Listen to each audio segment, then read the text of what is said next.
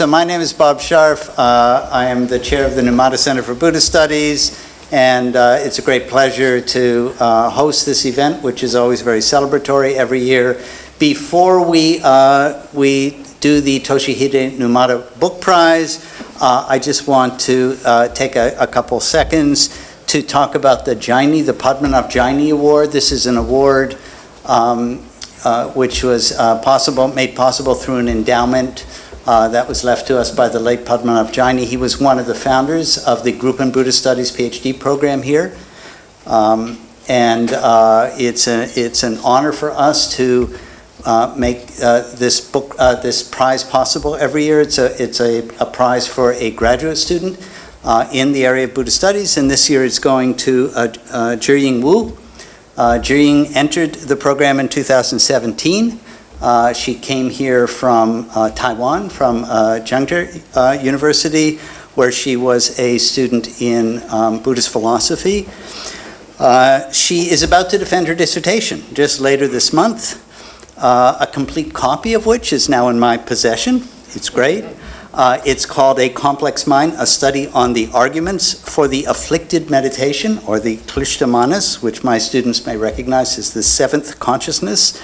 It's the first extended study of the emergence of the afflicted mentation in English, or afflicted consciousness. It's really a remarkable study that tries to figure out where this notion came from by looking at various early defenses of the doctrine by people who realized that the doctrine needed some defense. So anyways, I just want to congratulate Zhiying.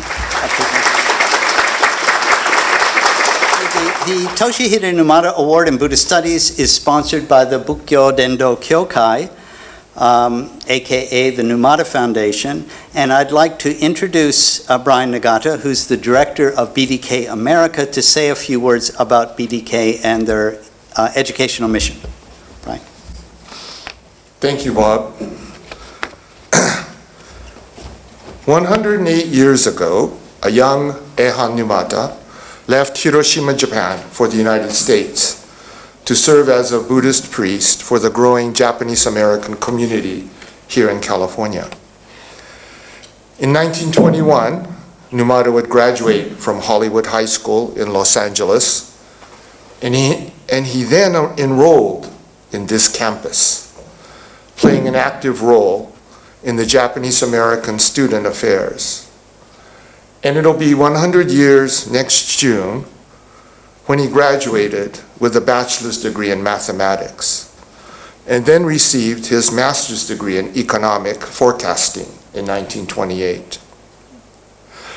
I remember the last time I accompanied Reverend Dr. Numata on his last visit to this Berkeley campus in the 1980s, and he looked around and he told me, gee, the campus is so different than when I came here in 1920.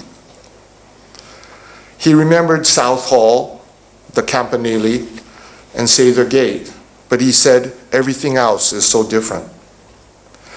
Today, Cal has certainly transformed itself into a world-class institution, and we are very honored to be associated with this esteemed campus and its history. It was exactly 90 years ago that Reverend Dr. Numata established the now world-leading Mitsutoyo Corporation. But he established this Mitsutoyo Corporation, which makes precision measuring instruments, not for his personal gain, but to fund his lifelong passion to share his appreciation of the teachings of the Buddha with the world.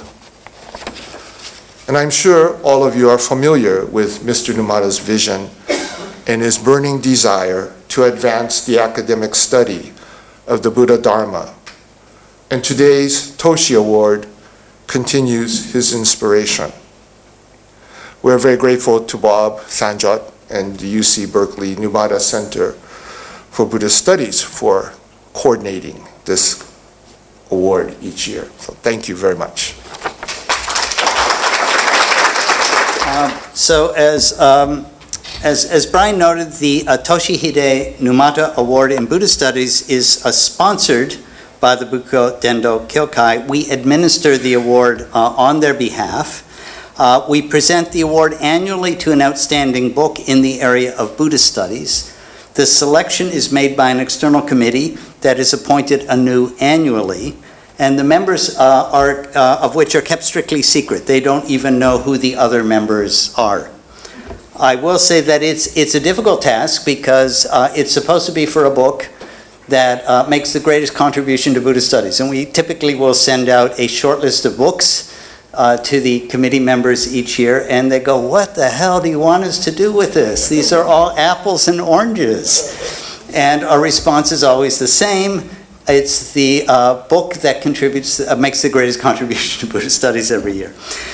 In any case, this year's choice was Tibetan Buddhist Manuscripts in Early Printed Books, Volume 1, Elements by Matthew Kapstein. And I have the book up here. Maybe there'll be a break. You can come up and look at the book. It's actually the first volume of 2 volumes which were published at the same time. For some reason, the press submitted Volume 1 for the prize. I'm not too sure, but it is what it is. So in this volume, Matthew, along with his collaborators, presents the history and material culture of a truly vast range of Buddhist books and manuscripts and materials, exquisitely illustrated. As the blurb for the book notes, major collections of manuscripts and printed books. And note that printed books in Tibet precede the printing in, Gutenberg printing in the West. And these books are found in libraries and museums all over the place, far from the centers of Tibetan learning. Yet the history, production, and design of these works remain poorly understood. So the 2 volumes, including the one that won the award in this collection, go a long way to correcting this. And members of this year's committee had high praise for the volume, both for the quality, breadth, and depth of research by Matthew and his team, and for the really amazing production values of the volume, which, as I mentioned above, includes copious high-quality illustrations.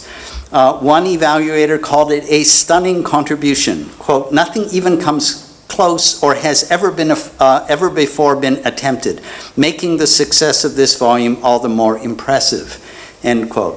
Another said it was an essential reference work for the next generation of scholars of Tibetan studies, and a third concurred, a must-read for anyone interested in the history of the book, whether in the Tibetan area or elsewhere, end quote. Now, I'll say a few words about Matthew in a minute when I introduce him to give his keynote.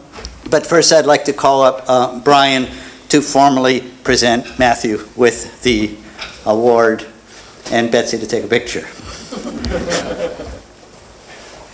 Thank you so much.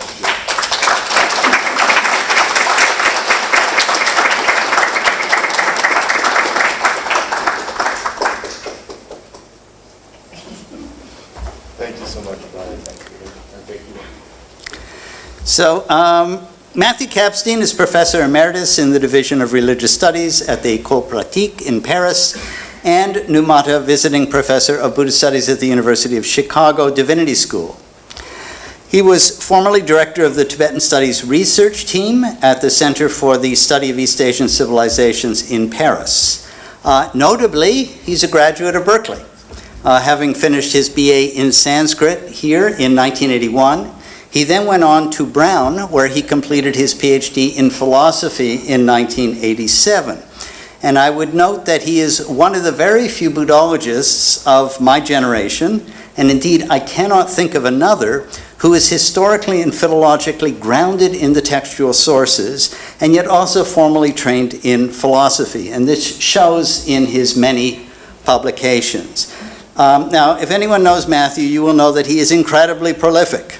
Among his solely authored books, there is the Tibetan Assimilation of Buddhism, published in 2000, Reason's Traces, Identity and Interpretation in Indian and Tibetan Buddhist Thought in 2001, The Presence of Light, Divine Radiance and Religious Experience in 2004, The Tibetans in 2006, Buddhism Between Tibet and China in 2009, The Rise of Wisdom Moon, also in 2009, Tibetan Buddhism, a very short introduction in 2014, and the Great Transference at Drykung, its last traditional performance in 2016. And this is not to mention about a dozen co-authored or edited volumes, much less the 100 or so papers that he has published over his long and very distinguished career.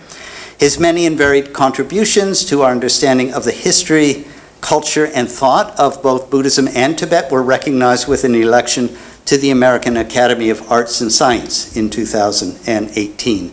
So now I'll ask Matthew to come up and give a keynote. After that, I will say there'll be time for a few questions, then we'll have a break, and then there'll be a symposium with 3 shorter presentations after the break. So join me in welcoming Matthew.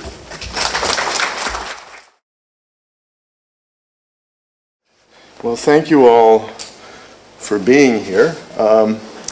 I'd like to begin by, of course, thanking Bob and Sanjot for organizing this event and more broadly their organizational role and connection with the current award, and of course my thanks to the anonymous committee that so graciously selected this work.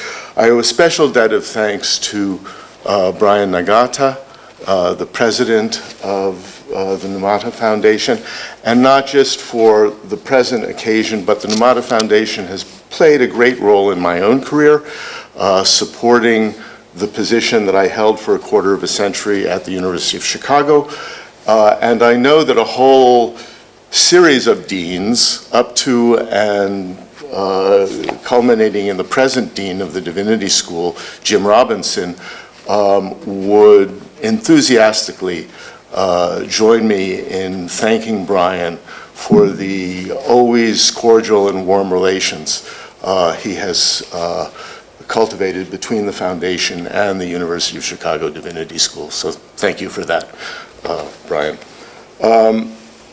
The Berkeley plays a special role in my life and in this event. I would take up far too much time if I named all of the teachers, fellow students, and friends who I made in Berkeley who, beside the time I was here throughout my life, have contributed both to whatever I've done as a scholar, but more largely just to my life. And I'm deeply grateful to all for that, and it touches me to be back in Berkeley with all of those memories. In connection with the present project, Berkeley indeed formed some bookends, because when I was beginning this work, I was invited to give the Kensei lecture that year, which was on Tibetan manuscripts. And now that the work has been completed, I'm back, so I sort of see now Tibetan manuscripts and early printed books as having Berkeley as its bookends. The volumes are dedicated to Alazenka Rinpoche Thubten Nyima, and for those of you who are familiar with Tibetan publications since, and indeed every part of Tibetan literary culture since the close of the Cultural Revolution, you will know that Alazenka Rinpoche has been a major support for all aspects of the recovery of Tibetan books, their preservation, replication, for work on Tibetan lexicography, and much more. But beyond this, my collaborators and I wish to honor him as also a representative of all of the Tibetan teachers, friends, colleagues who are really behind this work. It's a work of a group of Euro-American scholars, but we have our Tibetan mentors and associates behind the work throughout. And we hope, if nothing else, that this project does honor to their great contributions in conserving, maintaining, transmitting the culture of the Tibetan book. As it is a collaborative work, of course, and so In accepting this award, I accepted on behalf of the whole group that worked on it together. And as Bob mentioned, it's really 2 volumes. And all of the collaborators were collaborators in everything. The individual chapters are, of course, signed by individuals who drafted them. But unlike many projects in which you have a group of independent contributions put together to form a book, this work involved a series of meetings, sustained correspondence, sustained collective rereadings over a period of years. And so really everyone's contribution is present throughout the work. And so I owe a debt of thanks to my collaborators throughout. This, of course, raised an embarrassing situation for me in connection with the generous cash award of the Numata Foundation, and I did not feel it was appropriate for me to accept this. And so in contact with the whole group of collaborators on the work, it was decided that the entire award would be given to the reconstruction of Serlo Monastery in eastern Nepal. Serlo was where I studied in the early 1970s. It was damaged in the 2015 earthquake. The damage was thought to be minor, but as of last year, it was realized that the whole structure had to be razed and rebuilt. The present abbot of Serlo, Tulkupema Tartien Rinpoche, has proven to be one of the most dynamic Buddhist leaders of eastern Nepal. He's made Serlo a major center for Buddhist education, but above and beyond that has had outreach programs for the laity in various vocational skills, in resource management, in healthcare, and so forth and so on.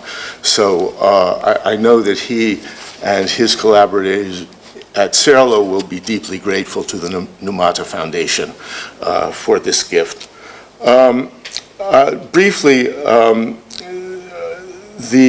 I owe, of course, a debt of thanks also to the director of the Cornell University Press, Mahendra Kingra, and the team he put together to produce this work, to the Luce Foundation and its brilliant, now retired program officer, Helena Kolenda, for her support of this project and the Luce Foundation's support of the project.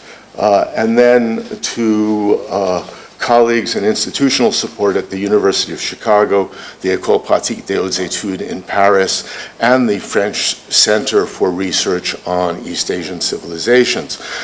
Beyond that, as Cecil B. DeMille would have said, there was a cast of thousands. I apologize to all who I will not have the time to mention. And with that, we'll move on to the brief talk that I have to offer today. Like many in the Buddhist studies field, and indeed throughout the disciplines that rely on textual scholarship, I was taught to examine the literary form and content of the texts that became my objects of study, how to analyze and how to understand what the text said, what it meant. These were the questions that were always at the heart of classes and seminars of reading and research. In some cases, the text may have appeared in books that were also aesthetic objects, particularly illustrated books and illuminated manuscripts, or the remarkable tinted pamphlets in which William Blake enframed his bright tigers and enigmatic visions. But it was only when I first lived in Nepal that my thinking about books took a decisive material turn, as I learned to navigate the challenges of an environment in which book production, circulation, and access could not at all be taken for granted. When I started learning Tibetan in 1970, for instance, study materials and facilities for duplication were so difficult to access, even in Kathmandu at the time, that I resigned myself to copying by hand George Rorich's textbook of colloquial Tibetan, which I was able to borrow for a week from an American Buddhist nun who had one of the rare exemplars in the valley. And that was Kathmandu, where there were, after all, a few bookshops and several libraries, even if what I was seeking happened to be unavailable in them. Off in the hills, the tenuous nature of pre-modern book circulation was everywhere the rule. Under these circumstances, it was no longer possible for me to see books primarily as bearers of content expressed in written language, or even as aesthetic objects, but instead they compelled reflection on their peculiar social existence and the aleatory distribution of material resources, labor, and knowledge that their sometimes uncanny presence entailed. Books, I found, offered much more to read than their words or pictures alone suggested. In this, of course, my thinking was not in the least original. Lucien Febvre and Henri-Jean Martin's classic study of the emergence of European print book culture during the 14th through 17th centuries, L'apparition du livre, for example, was published in 1958 after having been initially planned in 1930. Among the issues examined there in considerable detail are the development of paper production in medieval Europe, the technical challenges of large-scale book production, the creation of commercial networks, and the geography of book distribution. And Febvre and Martin, whose work remains a touchstone in the history of the book, were themselves by no means the first to adumbrate a vision of the book or written document as a virtual time capsule, disclosing to us not only its evident textual content, but also aspects of the economic, technological, and social world from which it emerged. One of the contributors to Tibetan manuscripts and early printed books, Hanna Schneider, emphasizes in this context the fundamental contributions of the 17th century Benedictine monk and scholar Jean Mabillon, who is often credited with having established paleography and diplomatic as well-defined historical sciences. And some would urge us to seek the roots of such research much earlier, reaching back in the West to classical antiquity and the philological pursuits of early Christian fathers such as Origen and Eusebius. What we would now call a multidisciplinary approach to the study of the book and its history has thus, in one form or another, long characterized scholarly practice, and not in the West alone. In the study of the Chinese book, for instance, well-established traditions of connoisseurship, analysis of calligraphy, and the examination of early colophons, catalogs, and printing records have underpinned more recent investigations. Something similar may even be said of the Tibetan book, though it has been so far less well studied. For the researches of the late E. Jean Smith, and many of us in the generation of scholars he inspired, have similarly drawn upon indigenous sources on Tibetan bibliography, calligraphy, book patronage, the emergence of print, and so forth. Indeed, within Buddhist studies more broadly, attention to the book in its varied dimensions besides textual content has become a prominent vector of recent scholarship. Tibetan manuscripts and early printed books thus represents an emerging and important trend within the field, but at the same time, by pulling together diverse threads in the study of book production in Buddhist societies, it aspires too to offer a more comprehensive overview of the book in one such society, that of Tibet, than we have had before, focusing concretely upon manuscripts and prints in their materiality throughout. Still, it may be said that Tibetan manuscripts and early printed books follow some well-worn paths in the study of the book, emphasizing primarily issues in codicology and paleography before turning in the second volume to survey some of the major genres and types of Tibetan books, with particular attention, though, to their codicological and paleographical features. The social and economic dimensions of the book are not foregrounded, but they are everywhere present nonetheless. So what I would like to do here today is to present a cross-section of the work, emphasizing precisely these dimensions, as they are revealed in glimpses of some of the people behind the books, the various agents who have created Tibetan books and enabled their creation, and their activities as implied in the books themselves. Books, to begin, are manufactured material objects, a characterization they share with tables and chairs, pots and pans, carpets and tapestries. As with all such items, their manufacturer requires that the materials from which they are fabricated be first gathered and prepared, in this case, paper, ink, and other pigments, together with the tools of the scribal trade, pens, brushes, polishing stones, and so forth. And all these in their turn also imply chains of production reaching back to the unworked raw materials. Of course, paper, despite its preeminence in Tibet, was never the sole surface upon which books were recorded. Birch bark, silk, and stone, among other materials, were also used from time to time, in each case implicating the efforts and skills of a range of more or less specialized craftsmen and traders. These engravers in Lhasa, carving scriptures in stone, work on crudely cut slabs, fruit of the stonecutter's labor. Though it is not certain that the prominence of women among the carvers we see here reflects historical practice. As I will discuss later, the varied contributions of women to Tibetan book production are both evident and well recognized in traditional sources.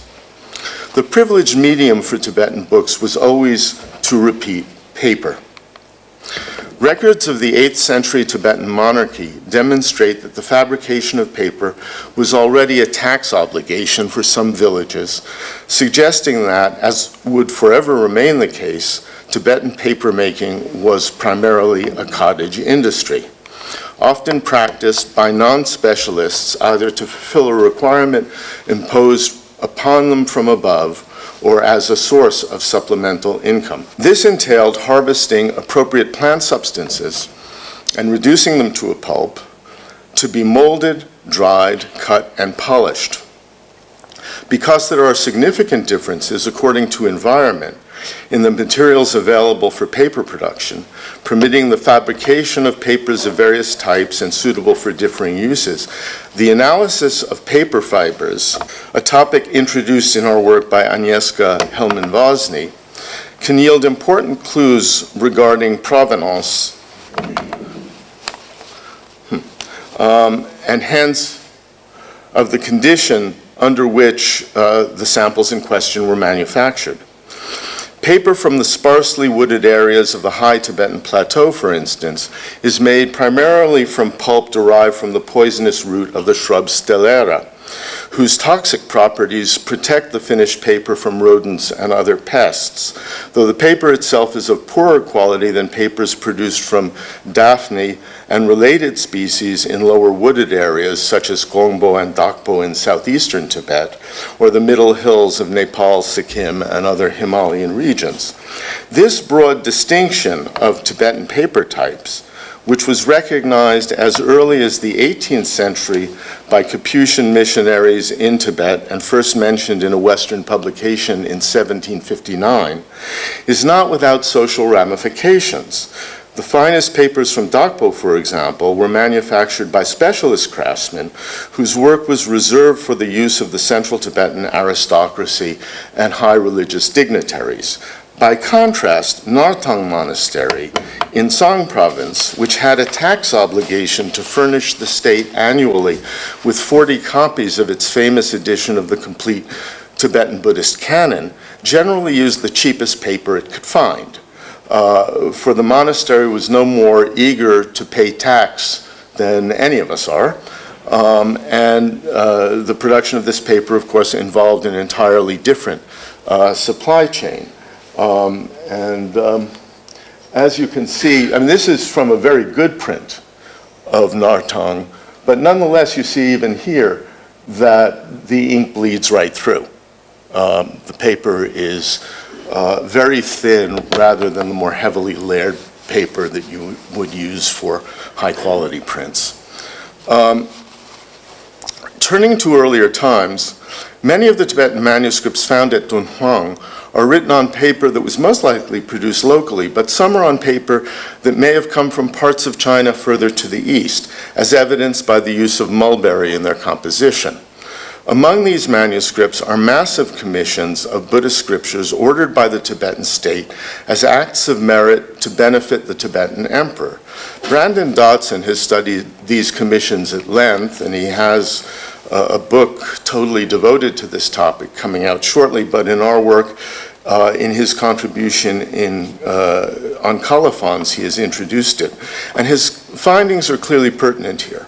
First, it is evident from the names of the scribes we see in these colophons that they were mostly, in fact, Chinese and not Tibetans. Second, they were subject to a rigorous regime of accounting practices in which every sheet of paper and all other writing materials were carefully quantified, their distribution and use minutely recorded.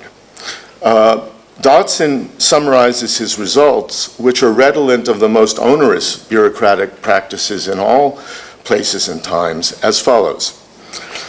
From loan contracts and scribal jottings on discarded sutra folia and on scribes' writing boards, we know that scribes lent each other paper, ink, knives, and other tools of the trade, faced with corporal punishment in lashes for each sheet of paper lost, and imprisoned for failure to repay it.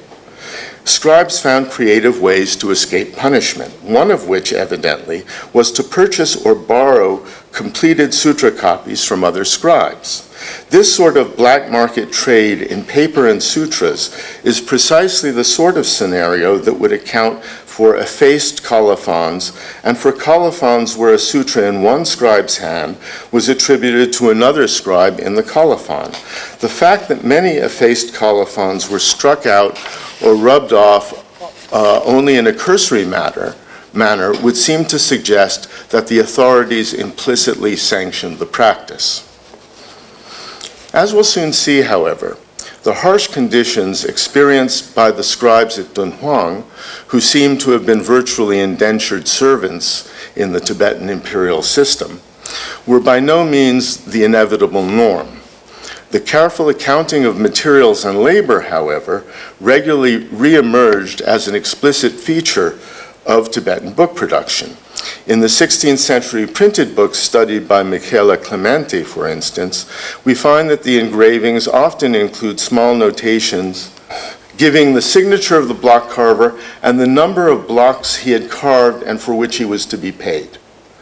As with paper, so with ink. Tibetan inks were based on carbon derived from the collection of soot and thus often of very coarse quality. Blocks of Chinese ink, far more refined than the Tibetan product, were therefore much prized. With the expansion of the China-Tibet trade under the Southern Song dynasty, ink became one of the commodities eagerly sought, so that we find frequent references in Tibetan colophons of the period to ink from Tongkun, which, despite some uncertainties regarding its exact meaning, refers either to the Song capital of Kaifeng or more broadly to southern Song territories.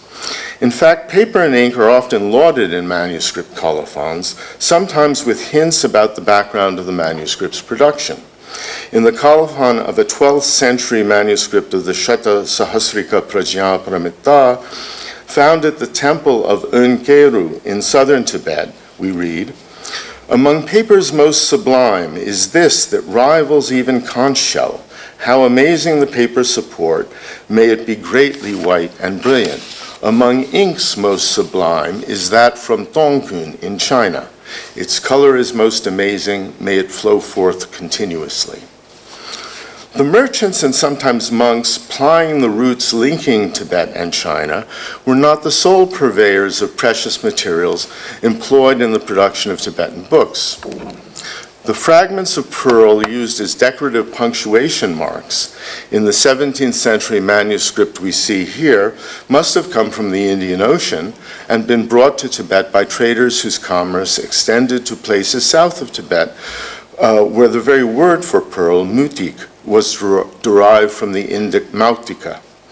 The blue pigments used in manuscripts also sometimes pointed to South Asia, the source of the indigo that was widely, if not exclusively, employed in their fabrication.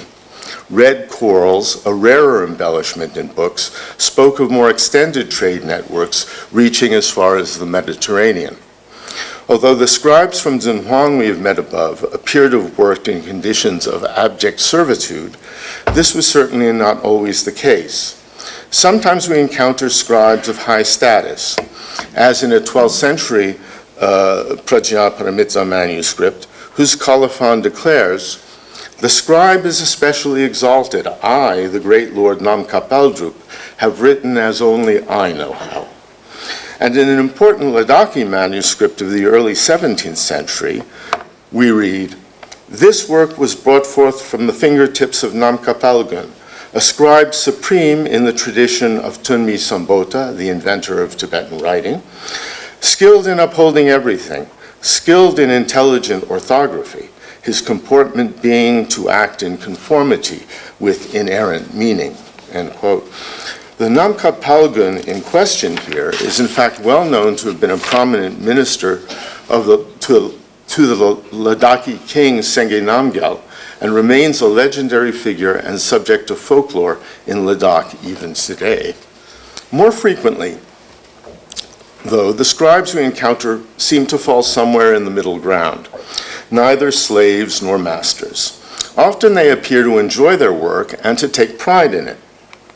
An 11th century Prajnaparamita is whimsically signed in these words, "The letters of Gachung Munpal are cast in the common block writing. I, Munpal, know the square smiling fabric of the paper, hey. The essence of clear rice beer flows into the body in the mouthless land of Mun."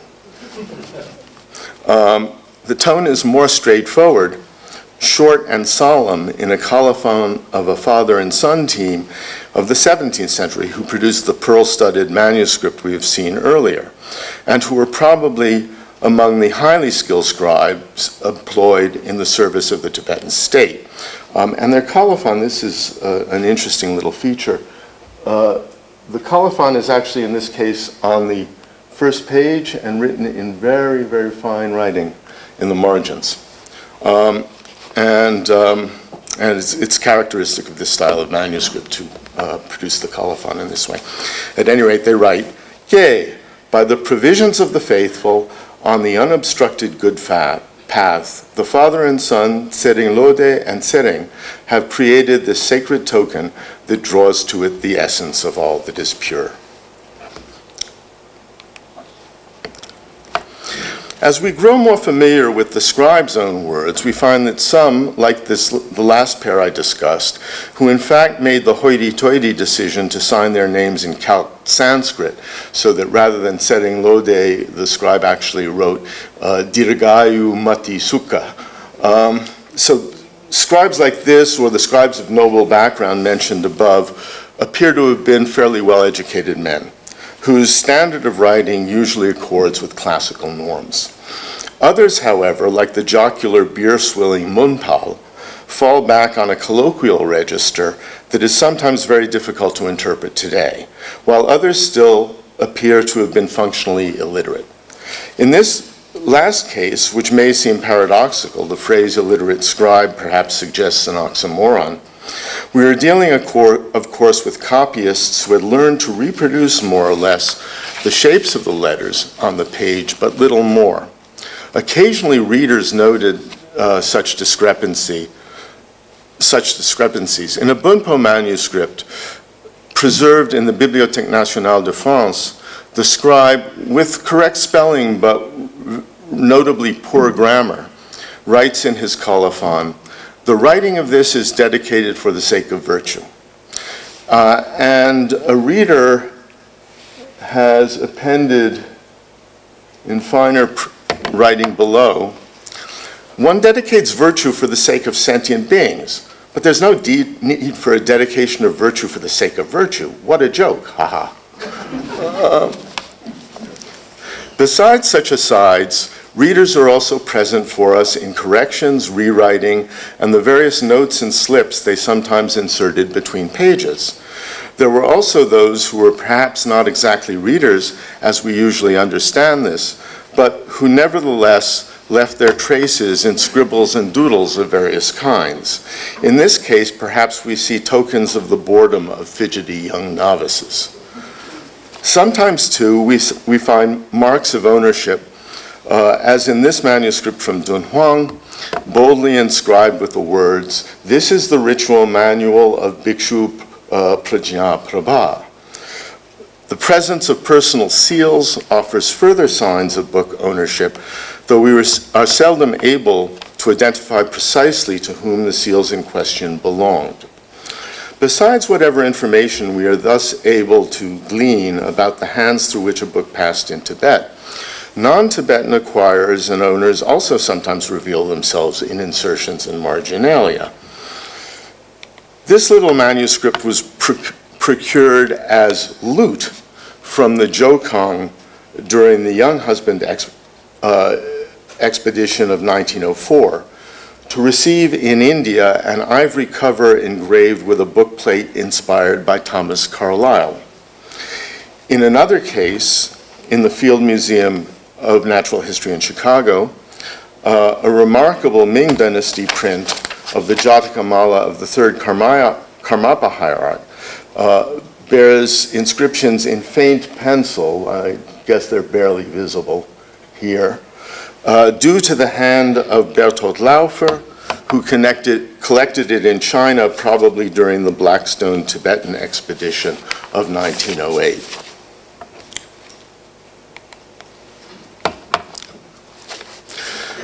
Besides owners and collectors, the sponsors of books are also conspicuously present within them, in accord with the impulse to magnify their merits.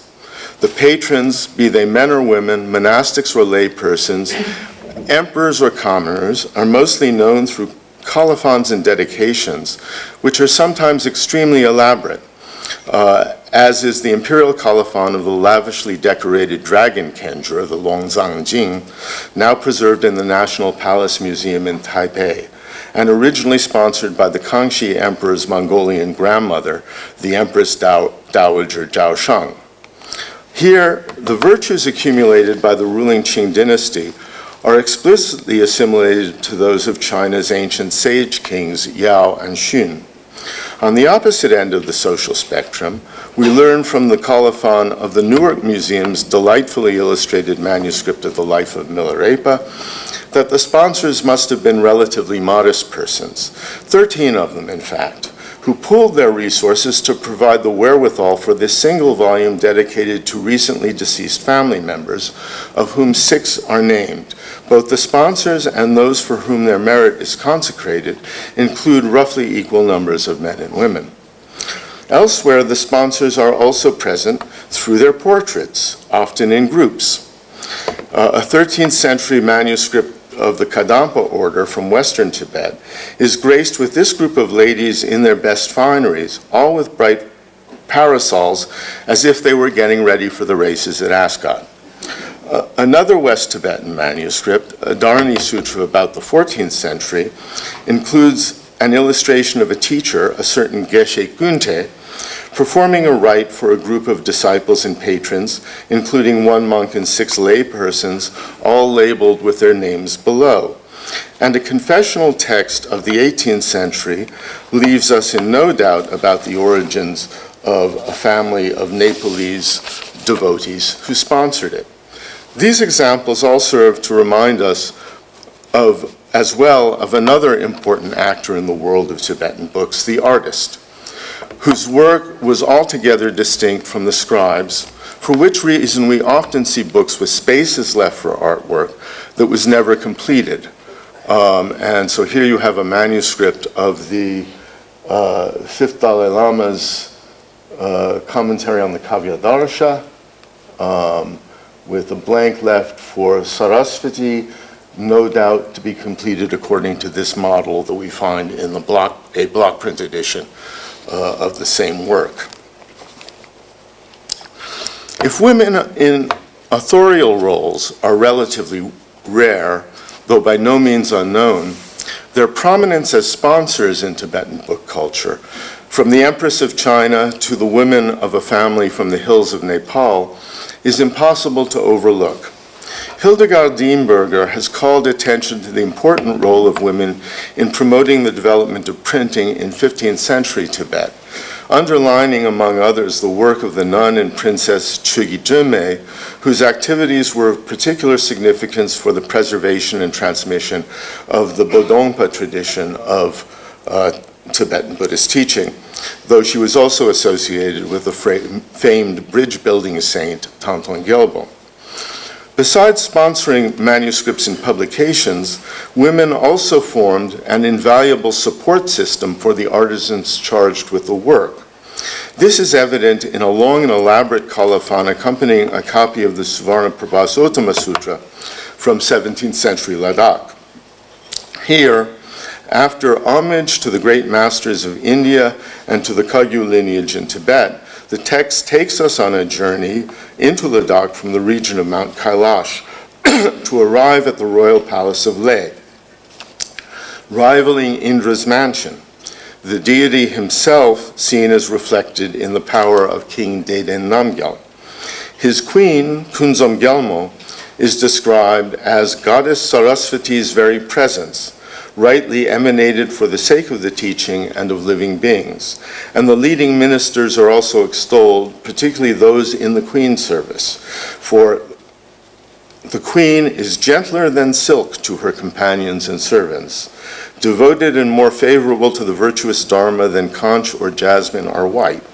May the wealth of her treasurer and those who please her increase.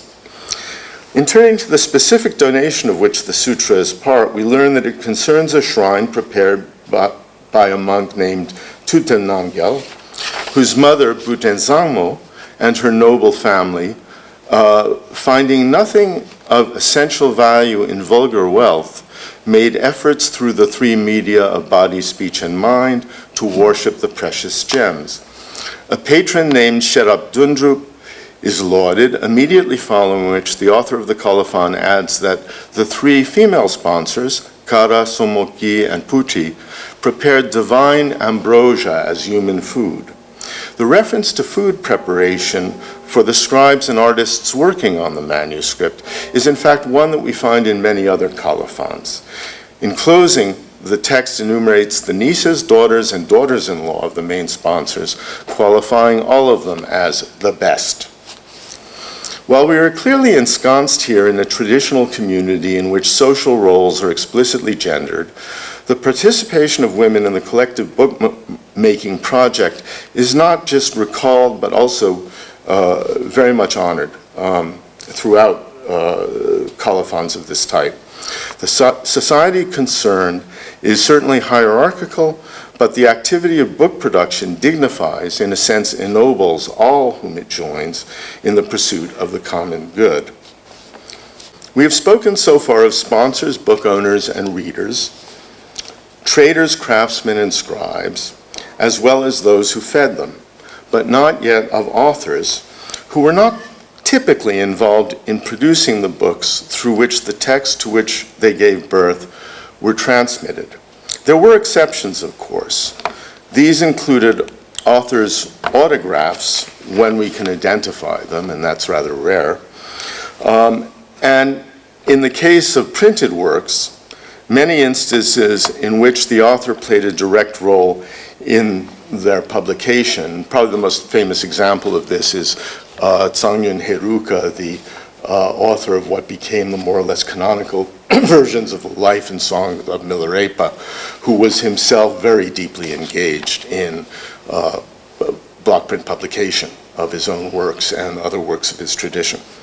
Besides such examples, however, the Tibetan book also sought to establish a direct connection between author and reader by evoking the author's presence through portraiture, a familiar convention in Western books as well. This is, I believe, the first article by a modern Tibetan author that appeared in Europe. Andrew Gumbo's reminiscences of his travels in France, translated and published by his friend and sponsor Jacques Bacot, with Andrew's photo on the facing title page in perfect accord with convention we see in many works, particularly in that period. But of course, in most cases in Tibet, the portraits we find are usually stock icons whose likeness to the author, or in some cases authoress, actually may have been dubious. Nevertheless, we sometimes do see hints that true portraiture may have entered into these illustrations.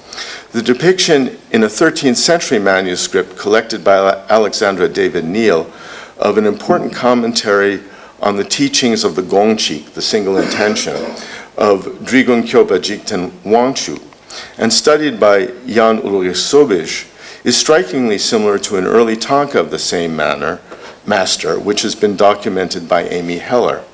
Do the conventions we see here perhaps owe something to an early life portrait? Or is it merely an indication that Drigun Kyopa was already iconized by this time? And in a Nyingmapa manuscript of about the same age, it is possible to imagine that the figure of Zurdropupa Sherab Senge owes something to the genuine memory of this distinguished and youthful layman, here with a full head of gray hair. The unfortunately much abraded portraits of Taktsang Repa in the Ladakhi manuscript introduced above were almost certainly executed during his lifetime by associates who knew him. And the numerous miniatures of Kato Ridzin Sewan Norbu adorning the originally 33-volume Ridzin manuscript of the Nyingma Tantric corpus, studied in our work by Kathy Cantwell and Robert Mayer, reflect the master's image as it was preserved in a milieu in which he was personally well known. It is difficult to imagine in such cases that the icons were entirely disconnected from genuine recollections of the persons depicted, though they appear as iconic forms nevertheless. Leaving the question of verisimilitude to one side, however, portraiture may also serve as an important indicator of the milieu in which a given manuscript was produced, its time and place, and the community in which it was fabricated. A good example of this is the splendid manuscript of the so-called secret biography of the fifth Dalai Lama, preserved in the collection of the Bavarian State Library in Munich. Günter Grunwald, the longtime curator of the library's Oriental section, whose efforts greatly enhanced its Tibetan holdings, judged that the thumbprint, impressed as a sign of consecration on the title pages of several of the 25 opuscules contained in the work, was none other than the author's, the fifth Dalai Lama's own print. A close examination of the portraits within the manuscript, however, suggests that this cannot be so. For as we see on this folio, while the author, the Dalai Lama, is depicted to the left, at right is his disciple and heir to the teaching of the secret biography, Rinzin Terdak Lingpa of Mindro Ling, depicted as an elderly teacher with a bushy gray beard, that is, according to the iconographic convention that became standard in later images of him. As the fifth Dalai Lama died when Terdak Lingpa was just 36, there is little likelihood that the manuscript could have been prepared during the former's lifetime, and hence no reason to believe that it was the Dalai Lama who left the seal of his thumma upon it. At the same time, we may now assume that the manuscript was produced during the first half of the 18th century within the Mindro Ling monastic tradition, and perhaps at Mindro Ling itself. As for the thumbprints, they remain, alas, unidentified. There is much more that can be said about the ways in which the people who made, used, and inspired Tibetan books reveal themselves in their pages, but by now our time certainly, and perhaps your patience as well, are running out. I hope at the least that these few illustrations will have provided some diversion this afternoon, a little glance over some of the puzzles and pleasures of reading Tibetan manuscripts differently.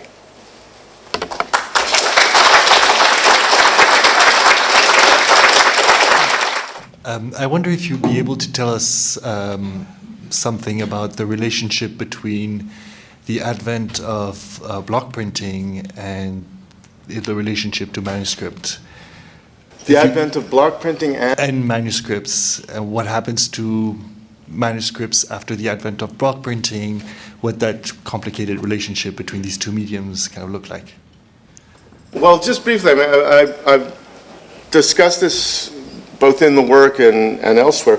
One of the interesting distinctions between the emergence of print in the West and the emergence of print in Tibet is that in Tibet, print does not overcome manuscript production quite as radically as it does in the West. In the West, within 100 years, manuscripts become a really kind of odd, rare way of producing books for only very, very rich people who want illuminated things, and no one else particularly is interested in manuscripts.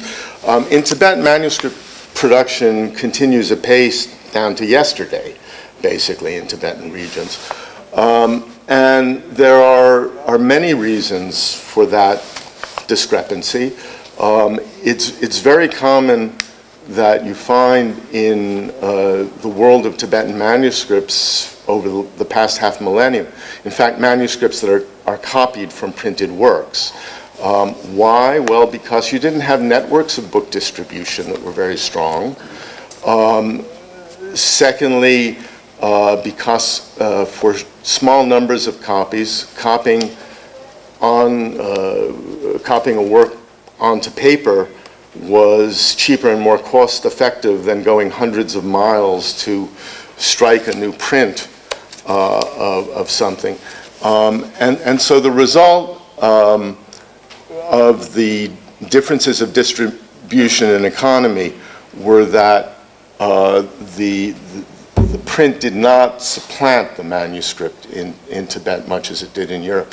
And also, for certain uses, the manuscript maintained a kind of sacral value, just as, for example, in Jewish religious culture, the printed Bible never supplanted the manuscript Torah roll.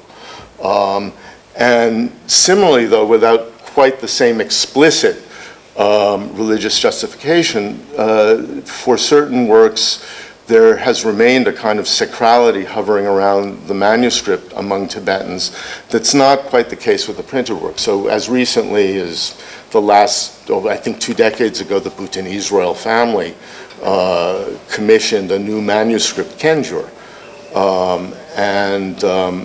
This kind of production still exists to some extent. And so anyway, that in sum is the basic response I would give.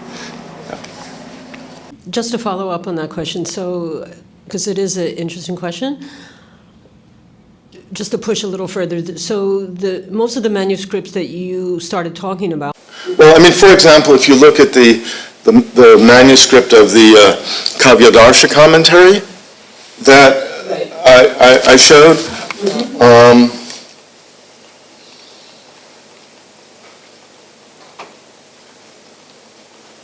yeah, there.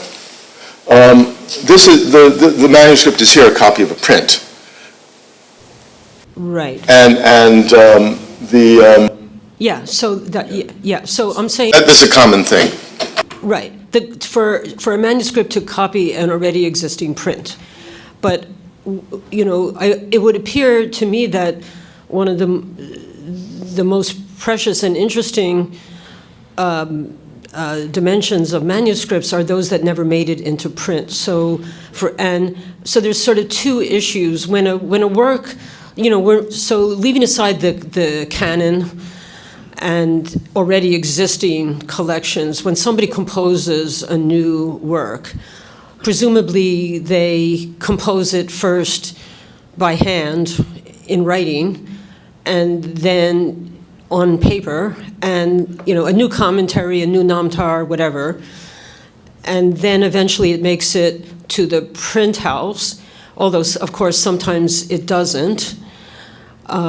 But the question would be, to what extent do people sort of preserve or keep or create, let's say, rather than a notebook when someone composes something, and who knows what kind of format that's in. Someone writes a new commentary in some kind of format, intending for it to be printed eventually, versus somebody who composes a new work and very meticulously, has the right size paper and creates sort of a full-fledged book, which is intended as a manuscript book, if you see the distinction that I'm making.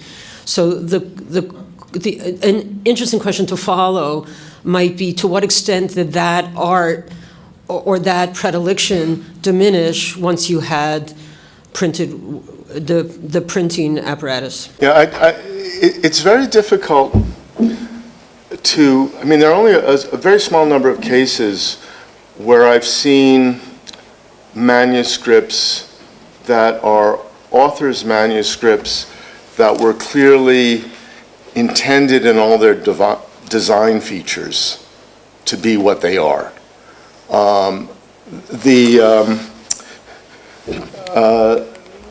This writing exercise attributed to Kongtrul Lodrötai would be an example of that. I don't think this was ever published.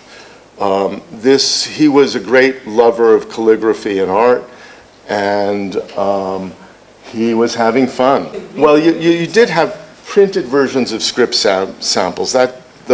Some did occur, but obviously the whole scheme. But this kind of thing is rather rare, and more often, authors' manuscripts, such as I know them, are written like in QGeek, and they almost require a recopying process, whether in manuscript or in preparation for print, to be usable. And so in at least the experience of the materials I've dealt with, authors' manuscripts that are like this kind of thing, where the manuscript is the final work, are kind of rare. Sure. Could you tell us something about the contents of the average village and mid-sized monastery in Tibet in the old days?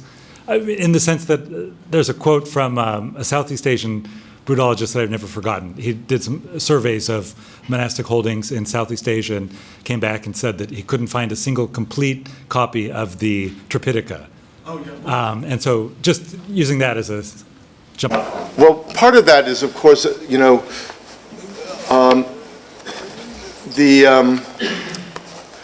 I think particularly after printed Khenjurs came into existence, temples all over Tibet wanted a copy of the printed Khenjur.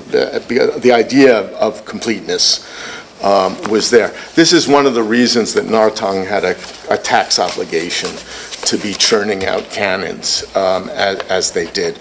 But in general, what you see in surveying rural Tibetan local temple holdings is very often the Prajnaparamita would stand in for the canon. In Ladakh, you have this group of Sergya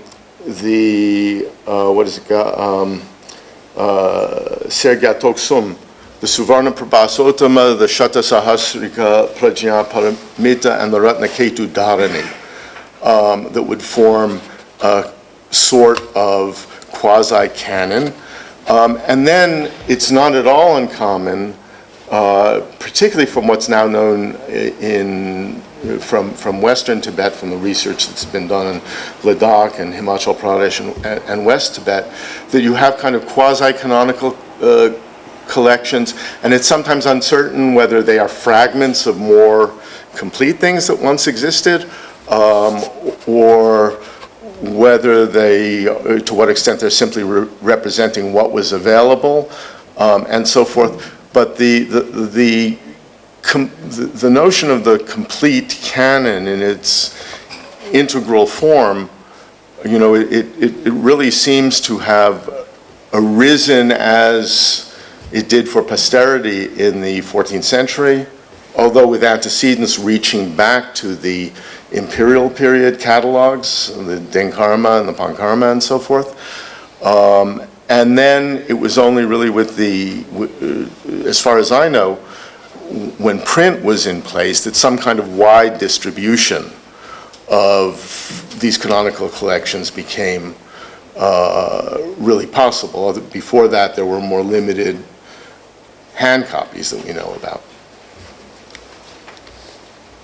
But thank you, Matthew. Thank you.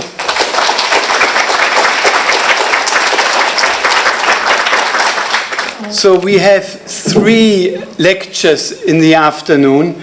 No real break between the lectures, but each lecture at the end there will be a time for Q&A. So not very long Q&As, but right after the talk. So we are starting with a talk by Professor Janet Gyatso from Harvard University, Traces of the Hand, Reflections on the Material Culture of Tibetan Books. Janet won the same prize with a wonderful book that actually also speaks to the beauty of book production. Thank you very much, Janet, for being here. Thank you so much. It's wonderful to be here this afternoon, see so many friends, and wonderful occasion. So thank you for inviting me. So receiving and reviewing this first volume of Matthew Kapstein's Tibetan manuscripts and early printed books has been a true pleasure and delight. Matthew and I go way back as friends and colleagues, back to our graduate school days here at Berkeley, in fact. And I can say this time in particular, my friend has really done it, even after a most illustrious career with many, many other worthy publications under his belt, as you already heard about. So what a beautiful, exciting, in-depth, substantive, original, comprehensive, fascinating, worthy contribution on the rich material dimensions of Tibetan books. Indeed, it is a quite worthy and substantive material object in and of itself, as you can see over there, in this one way, however, failing to meet my own gold standard for readable books, namely light and small enough to prop up and read in bed, which this is not. But in its impressive weightiness, along with its plethora of enticingly unique illustrations, it quite appropriately mirrors the nature of its subject matter itself, and really no trade paperback or even Kindle version could ever do that subject justice.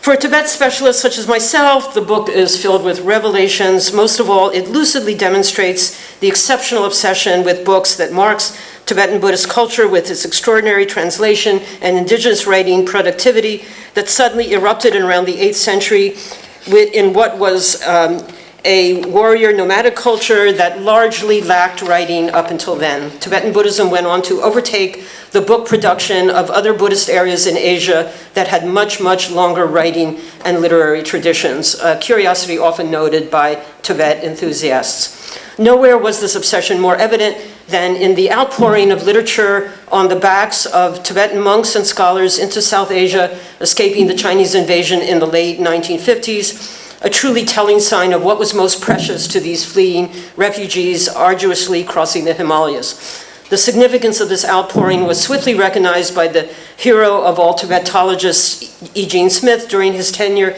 in the United States Library of Congress field office in New Delhi in the 60s, and ultimately resulted in the enormous explosion of Tibet book publishing in the ensuing years in India in order to reproduce and distribute this vast literature. Much of that landed in libraries of American universities and kickstarted Tibetan Buddhist studies into the major field of research that it has become today after its more rarefied beginnings in Europe in the previous century. It is also telling that Professor Kapstein's introduction to this study of books becomes a veritable history of all of Tibetology itself. Books have in fact remained the focus of our academic field down to the present, despite recent growth, however, in other modes of research such as anthropology, history of science, history of ritual, art history, and of course the geopolitics of the region. The volume focuses primarily on Tibetan manuscripts within the larger domain of what we might say about Tibetan books.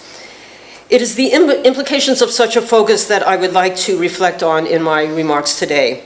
What does a focus primarily on manuscripts contribute to our understanding of Tibetan civilization, Tibetan Buddhism, and even bookmaking more generally? In Kapstein's preface, he posits that to look at manuscripts and old prints offers us a wondrous mirror of the social universe from which they were born. And I believe that much of that promise has to do with the very material dimensions of bookmaking. And I would like to think a little further about what a material angle of vision in our scholarship can enable, especially in such an intensely book-loving culture as pre-1950s Tibet. The material turn in the humanities and social sciences has fundamentally shifted our attention in so many fields, away from deliberate intention and towards the embeddedness of any given phenomenon in its environment, whether that environment be construed as social, biological, mineral, whatever. At best, this angle of vision reveals the agency of material factors rather than rational choice, the latter being the far more favored kind of agency in human affairs that has so often been centered, especially in Western thought. In the case of Tibetan book culture, books' material dimensions not only include the material out of which they are made and all the mineral, economic, and social conditions that made them possible, but also a plethora of issues around script, layout, spacing, genre conventions, and of course, everything having to do with binding, size, dimension, and then weight, as already mentioned. So how do things like weight and size determine how a book is read, and therefore how it is constructed in the first place? How and when and where will it be carried? How will it be read? In what kind of room? Using what kind of furniture? To think about these things already gives us a picture of a culture, a social world, a human world that co-creates a book. So what about things like smell, for example? How do different books smell? How does a book smell have to do with how people relate to that book? I know that's a rather crazy question, but it makes us realize how materiality, especially when deeply plumbed, resists representation, not to mention standardization. Smell is famously hard to represent conceptually and even linguistically, but that doesn't mean that it is not at play in the world of books, as I think most of us know, in the associations we bring to books, to our etiquette in handling them, and the authority and history that they so often radiate. I'll get back to the issue of standardization again, but first let's think of other material dimensions that complexify how people relate to books. Dare I speak of beauty, that most ethereal and relative judgment that, of course, infuses the stunning publication that we're talking about today. Quite apart from the much larger question of the aesthetics of Tibetan religious art, small examples of which stud Tibetan illuminated manuscripts in the form of small illustrations, can we speak of the attractiveness of a book, qua book, illustrations and material and dimensions and all, as a factor that contributes to the understanding of book culture in Tibet? Certainly the beauty of their cloth wrappings speak to the devotion and care with which Tibetan books are handled. That also applies to the beauty and grandeur of certain scripts. Indeed, scripts reveal so much about the way a book or document was regarded and produced, be they highly formalized or rush cursive endeavors rife with abbreviations, as we heard about just before in Matthew's presentation. And what about handwriting? The specificity of the individual scribe's style, what at least some readers might discern as the traces of the hand of a particular precious person. Or, as someone recently wrote about a recent discovery of Paradise Lost, of the manuscript from John Milton, it bore the traces of the hand that touched the hand that touched the hand, with a capital H. All the associations that might carry. Handwriting, as much as script, is indeed one of the great affordances of the unique manuscript as opposed to the machine-printed book, the manuscript that carries the traces of the hand. Speaking of devotion, the materiality of the book is also the vehicle for much of its ritual gravity. One of the things I was taught very early on in my Tibetan education was the requirement to carry books with bodily reverence. The materiality of the book is an affordance for inculcating bodily etiquette. It creates a hierarchy of positionality. Hold the book high, near the head, never under the armpit. Never point your feet at a book. Never sit on a book. Place the book on a high shelf. The materiality materiality of the book is also an affordance. Yes, affordance is one of my favorite words. An affordance that mobilizes ritual transmission. A bop of a sacred book on the top of your head by a qualified lama suffices to give you the empowerment to perform the practices it describes, or even just to read it, as I myself learned with happiness once when I was desperately seeking such transmission and permission, but was short on time. A very high lama bopped the book on my head, and it was all good. How is it that the reverberations in my skull, set off by the clunk of a 500-folio manuscript, conveys to me the content of the words that are written on the pages, or the blessings therein, or the authority to say something about those contents or blessings? Paying attention to materiality helps us to make important distinctions about which there is sometimes a certain elision, namely between book, manuscript, and text. So the English word book, I think, should refer to the larger phenomenon that encompasses a given work's material features along with its semantic content, intellectual significance, religious significance, and more. To speak of a manuscript is to address the particularities of a handwritten book and highlight such a book's material features. And the term text should refer specifically to the words of the book's contents, words that can be and are reproduced in many books and other places, and which can also shift due to editing, scribal errors, and intentional or non-intentional interpolations. It is understandable, however, when these distinctions are sometimes elided in the manuscript, in the volume, not manuscript, the volume we're discussing today, that's another word, volume. When the discussion shifts from material questions of substance, appearance, and format to content, which happens. For reasons to be mentioned shortly, it is often the case that in contrast to what we find in printed books, the content, that is, the text represented in a manuscript, tends to be important and unique on its own terms, and therefore hard to entirely ignore in a study of manuscripts per se, precisely because it's a unique witness, if indeed that's what it is. And then, on the other hand, sometimes strict attention to the material dimensions of books sometimes occludes what we might expect from the use of certain key terms in English, as for example, when the topic of the written text in the long chapter 3 of the book expertly sticks to scripts and the following chapter to corrections and other scribal and editorial interventions, but neither have anything to say about what it means for someone to write a text in the first place, that is, in the sense of composing it, along with all the scholastic and institutional and also personal, if not emotional, even visionary resources that go into that. But of course, that would have been a very different project. In any event, I can say that Professor Kapstein's project in front of us appropriately recognizes the significant overlap and slippage that remains between all such distinctions that I just tried to introduce. I was especially pleased to see that the topic of the Tibetan xylograph gets its own chapter in the collection, even though that is strictly speaking a printed book and not a manuscript. The trace of the hand on the xylograph, if you will, remains in that the letters on the printing blocks are themselves hand-carved and therefore subject to much of the human variation and error and inconsistency that mark the hand-produced manuscript itself.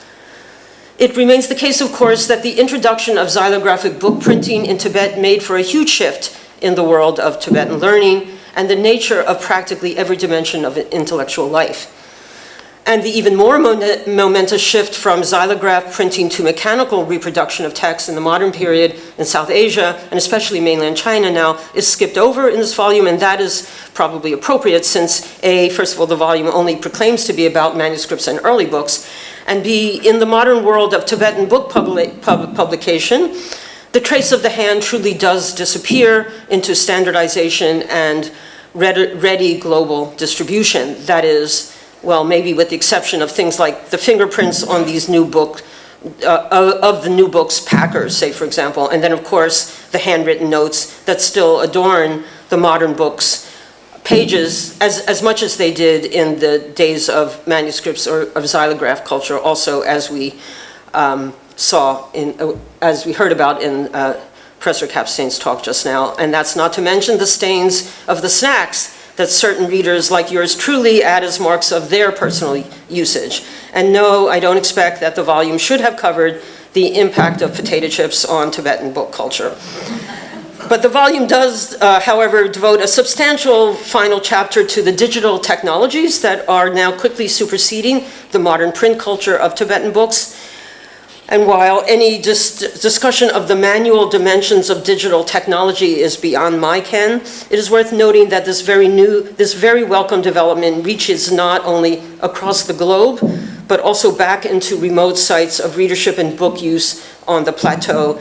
And its significance has yet to be fully plumbed, not to mention, in particular, the amazing boon to research provided by the searchability of these materials. Among the many riches of Professor Kapstein's volume are the lessons it provides on the perils of generalization. Is printing, standardization, and wide distribution a good thing for book culture or a bad thing? Both sides are very clear in the Tibetan world of books. Certainly, the singularity of the manuscript, that which preserves not only the handwriting of the author or scribe, but also can contain uniquely crafted seals or even fingerprints, speaks to their precious value. And that is not to mention the formatting liberties that manuscripts often afford, such as illustrations that flaunt the strictures of line conventions of written text. We saw that in the manuscript that Matthew showed of Milarepa's Namtar, where you have those illustrations that cut across the lines. You don't see that in printed books. Not to mention the plausibility of individualized pigment, for example. And yet, on the other hand, the manuscripts that don't make it to the printing house are the ones that we are likely to lose and have lost irrevocably. Now, that's not entirely true, since both individuals and institutions have and continue to treasure manuscripts and preserve them. Indeed, the world of Tibetan studies inside China and the Tibetan Plateau today is nothing if not a hot pursuit of the many, many precious manuscripts that are still languishing in the many, many archives at monasteries, private homes, and other repositories. Many of these works, when found, are ones whose memory has been lost to the Tibetan intelligentsia and come as a delightful surprise. I can speak to this phenomenon in recent times, in particular in the study of Tibetan medicine, where hundreds of truly rare works in Tibetan language manuscripts that contain both translations and original compositions based on non-Ayurvedic medical traditions from the Plateau, Inner Asia, and Western Asia have been discovered in the last decade or so in the massive archives constituted by the individual libraries of the various Dalai Lamas still stored in the Potala, as one example. These works, and now I'm talking about contents, not about the book's qua manuscript. These works are extremely important witnesses to the genius and creativity of early Tibetan medicine, contrary to what scholars thought even a generation ago. But all that points to the downside of Tibetan block print culture, and now I'm back again to the material dimensions of book production, which we can realize is subject to control and party line enforcement. In the case of Tibetan medicine, once the 12th century Yudo Yundan Gompo had produced the classic Gyushi medical textbook, which he framed as a teaching of the Buddha, replete with the famous opening line, "Thus have I heard at one time," any talk of non-Indic origins for Tibetan medicine fell radically out of favor. And these texts of differing provenance were at best consigned, or text manuscripts were consigned to dusty archives, the very same ones from which they have been recently recovered by a newly enlightened Tibetan intelligentsia. Exclusion from block print adoption is a major factor in the history of Tibetan book culture, not to mention intellectual culture.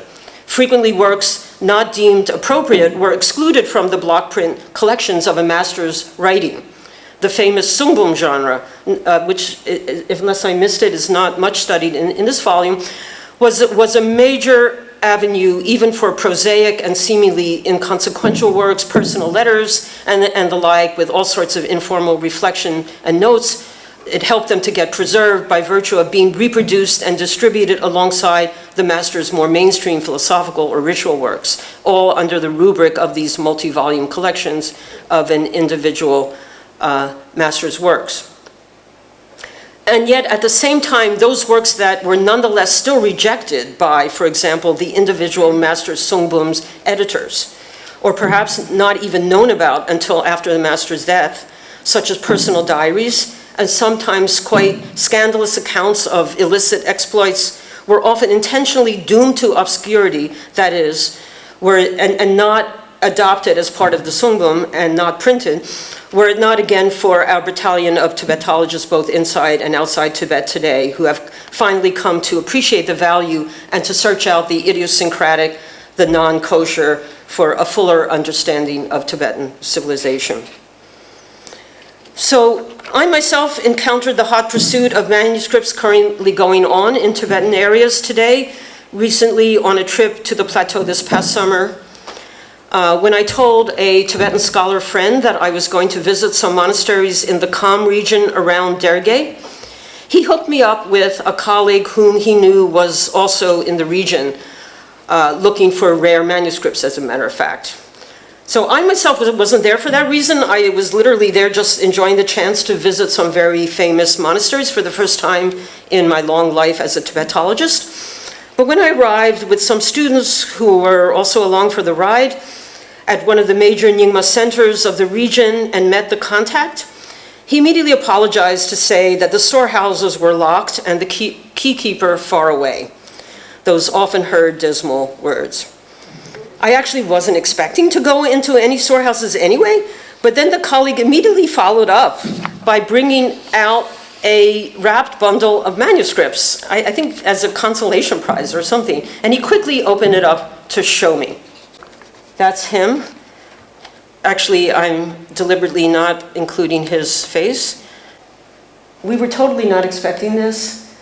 My students were with me, and I'm like opening my mouth in shock, and my students are standing behind me giggling and laughing about something else, and I said, shut up and start taking photos. And I'm starting to talk. What he told me, these are discrete different works bound together. He was showing me where the autographed diaries of the famous Situ Panchen Chökyi Chungne, the founder of the monastery we were visiting, and a prolific, really important polymathic scholar of the 18th century. And then before I could catch my breath and start taking photos, well, let me first show you how meticulously, just like how beautifully people were, or someone of his stature at least was constructing his diaries. He actually constructed this whole wheel. So I think this is a kind of calendar with a turning wheel that's right in this tiny sort of little space of the text. And wow, this Situ Panchen, really, really famous person, and this is something that they had preserved. And as soon as he showed me that and quickly closed it again, he revealed another set of diaries in the same bundle of manuscripts, this time written in the hand of the even more famous 19th century Jamgon Kongtrul Lodro Taye, one of the greatest intellectuals in all of Tibetan history. And here you see that, again, it seems to be some sort of chart and some hand-painted beautiful watercolor of a dragon-like figure.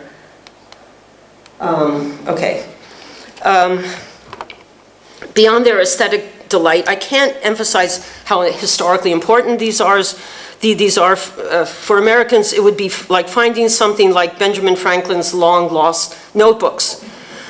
Now we do have, or almost, now we do have block prints of Situ's autobiography, and I believe, but I haven't had time to actually check this down. We have some of his diary writings in block print, I think, but the scholarly world has not, to my knowledge, seen the actual original manuscripts. And I hardly need add that since as quickly as he unwrapped the packet of diaries, my contact swiftly wrapped it up again before we could take proper photos of any kind, and at the same time asking us not to reproduce his face or his image, let his name be known.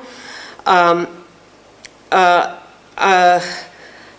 he did agree to my telling my own colleagues about the existence of these works there. So my point in telling this story, beyond just taking the opportunity to share some images of some more beautiful, amazing Tibetan manuscripts, is to illustrate the high prestige accorded to these relics, along with the insecurity and precarity surrounding their preservation in Tibetan institutions today. It turns out somehow the scholar I met there at the monastery had received a call from the authorities that very morning, who knows who they were or how they knew, instructing him not to show anything to the foreign scholar who was coming that day, even though I had no such wish in mind, and even though they had no way of knowing that I actually myself have written a whole article on Tibetan diary writing, and I'm totally fascinated by it. But they didn't know that, had he in fact let me see them and photograph them, I might well have, deciphered them and published something on them. But again, what's most relevant to my remarks today is simply to point out the intensity of the ongoing search for such rare materials among native Tibetan scholars today, precisely because they know their value quite as well, if not more, than any foreign scholar. And also to point out how much the effort of point out how much effort the Tibetan scholastic, monastic, institutional world has put into managing to hold on to so much of their precious heritage in very difficult circumstances. And I do understand that the monastery that I visited has been very, very cautious about showing their holdings to anyone, but apparently they have a veritable storehouse, a treasure house of holdings of various kinds of texts and also artworks. Now, the same remains true, at least, of some of the xylographic printing operations on the Tibetan plateau today. During the same trip last summer, I also had the opportunity to visit the famous Derge Parkang printing house. And I can report, contrary to what I have heard from other foreign visitors to the area in recent years, that it is under exceptional leadership and is humming with printing activity. The building is gorgeous and scrupulously maintained. The thousands of blocks they use on a daily basis are meticulously cataloged and stored in room after meticulously ordered room and perfumed with the scent of ink and traces and old wood. This is a shot of the building itself. And this is me and my students on one of the top floors. Probably the painting decorations have been restored, but largely the building was preserved during the Cultural Revolution. And just the room after room of these stored block prints, the blocks themselves, incredibly well organized, just mind-blowing in how beautifully well kept this place is. The Derge Parkang is nothing if not a magnet, a center of gravity for the complex social and cultural and material world that gathers around Tibetan book culture.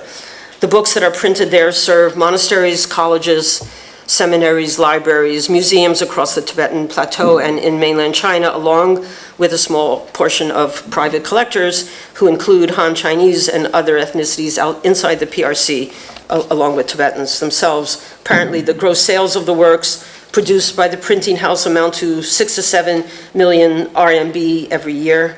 More than 1,000 people visit the site every day, including not only buyers and scholars, but Tibetan pilgrims and Chinese tourists from all walks of life. I was delighted to discover the head editor working there, who has apparently been named a living national treasure in China, who's been working there for 35 years, he said. Here he is, sitting there near a window, no electricity, or he wasn't using any, but using the natural light. And what he's doing is comparing reading one of the prints and checking if there's any errors, and then actually correcting, taking out some of the characters, and then having them replaced by the right characters. It was lovely to meet him. You can see in his demeanor the intimate imbrication of the body in the production of a xylograph print, of a xylograph block, not just the hand, but also the lap, and of course, not to mention the eye, and of course, the cool hat that he's wearing. The difference between the operations of the modern publishing house and the participation of the hand in the lithography production is evident in the way that each block is subject to careful scrutiny by a learned elder, whereby perceived errors can be corrected right there and then and go on to impact all future prints from the block starting today. So it turns out that the block carving and printing practices of the Parkang gained recognition as an intangible cultural heritage of China from UNESCO in 2009. However, there remains a worry about maintaining control of the site itself. I did meet the director of the Parkang, Mr. Chosung. Yeah, that's me and my student talking with him. And he requested my assistance in his current efforts for applying for World Heritage Site status. So that's different than the practice, the actual building. And I've looked into the matter, and I have discovered that there is not much we can do from the outside, since applications to UNESCO need to come from the country in question. But apparently there is some hope, and I think with the influence of some leading scholars in China, it might be possible. And certainly it's the only other Tibetan UNESCO World Heritage Site, to my knowledge so far, is the Potala Jokang complex in Lhasa. And it would seem that this well-run organization in Derge is more than worthy of the designation for perpetuity as well. It is a fully functioning traditional site that employs more than 90 workers in the print house itself, along with an active family of smart gray cats, the photographs of whom belonging to the main, whom lounging in the main atrium of the building were unfortunately lost in my IT adventure at Harvard on my return, which I won't talk about now. But anyway, they were there, and 500 other employees and subsidiary units, including the Derge Parkang Museum. So all of this urgency speaks to the ongoing value and meaning of manual book production and preservation in Tibetan culture. Today, all of it goes quite beyond the actual contents of these books, the metaphysics, phenomenology, ethics, psychology, the ritual, the cultural history. So I'm so grateful to Matthew and his colleagues for lifting up the material dimension of Tibetan intellectual life for us in this fabulous publication, not to mention the second volume of the project, which I think also deserves a Toshida Numata Award, maybe 2025. So thank you very much. Maybe I can start with a question. So I'm intrigued about the disc on C2 Panchan's diary. What's the disc doing? How does it work? It's some kind of manual device that, it has several different layers. I don't know exactly what it is. It has to do with astrology, I'm pretty sure. I couldn't look at it closely, and the photographs are not really good enough to actually see the words of what it's saying, but I think he's matching up elements. Yeah, that's right. There is something like that here. It's a calendrical.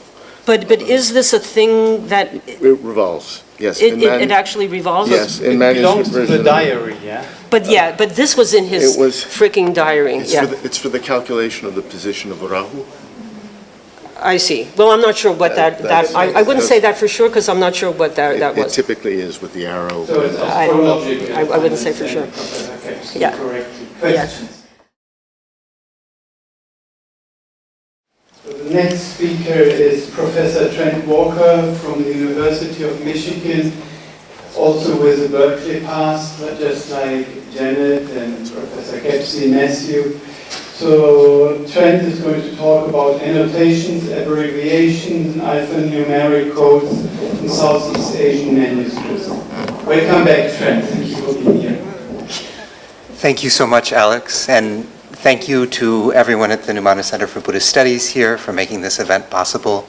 It's a real pleasure to be here and have a chance to talk with you all. It's also, of course, an honor to share this particular stage with Professor Gyatso and Professor Uchun, who we'll hear from shortly.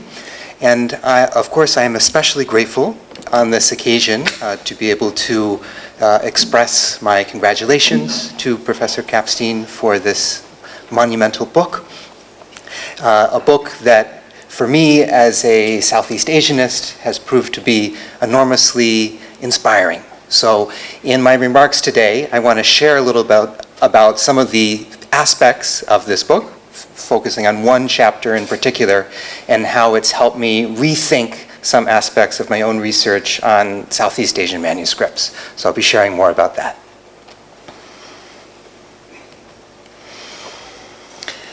The codicology of Southeast Asian manuscripts is a field that's still very much in development. And this is true both in Southeast Asia and scholarship published in Southeast Asian languages, as well as scholarship published outside of Southeast Asia. The area where it's been developing the most in recent years is in Thailand, particularly in Thai language scholarship. And the colleagues that I had a chance to work with, both in Thailand and those who are now working abroad, have taught me a lot about the way Thai studies is showing a way forward for the study of Southeast Asian manuscripts. But by and large, as someone working in Buddhist studies focused on Southeast Asia, I'm often looking to models from outside of the region for how to approach the study of Buddhist phenomena in mainland Southeast Asia. And the models that Kapstein and his collaborators here in this book provide, to me, are really essential for bringing Southeast Asian manuscripts into broader conversations in Buddhist studies. Of course, the wealth of details illuminated in the book make it possible to trace the kinds of parallels we might find in Southeast Asian manuscripts with those elsewhere in the Buddhist world. And to delve more into this, my jumping off point is the 4th chapter of this book called Marking the Text, Interventions of Scribes, Editors, and Readers. And we saw some examples before in Matthew's talk. I'll bring some of those back to us. But in this chapter that deals with a range of written interactions that scribes, readers, and others brought to how they read and produced these manuscripts and printed books. So I'll take you through a few brief examples from the book. I won't say much about these, but I want to show how they sparked my curiosity about similar kinds of phenomena in Southeast Asia. For example, the range of orthographic abbreviation that's described in this chapter, as well as all kinds of variants and different forms of punctuation marks that serve not just to end sentences, but also sections or structure works in various ways. And similar kinds of methods of orthographic contraction or abbreviation on the level of individual words or sometimes individual syllables is a pervasive feature of manuscripts, particularly in vernacular languages in mainland Southeast Asia. It's less so found in Pali, but I'm beginning to try to look at how we might catalog these different examples of abbreviation in a field for which we don't have any of the kinds of extensive dictionaries or documentation of this kind of contraction. The same applies for the kinds of punctuation marks. I won't be focusing on this dimension particular today. I'm going to be looking a little bit more about texts that show interaction between different languages within a single manuscript. One other dimension that's brought up in this chapter deals with rubrication, that is the use of red ink in texts. This is an example from the Tibetan context. Here's another example that shows up in a bilingual context. And here is a third one. Again, you would have seen this on the screen before, or a portion thereof, of a bilingual Sanskrit-Tibetan text in multiple scripts produced as a kind of calligraphic exercise, presumably again by the author, that shows here the use of rubrication as well as a compressed form of metrical analysis. And these different kinds of examples made me think about manuscripts in Southeast Asia. This is a very famous one from the late Ayutthaya period in Thailand.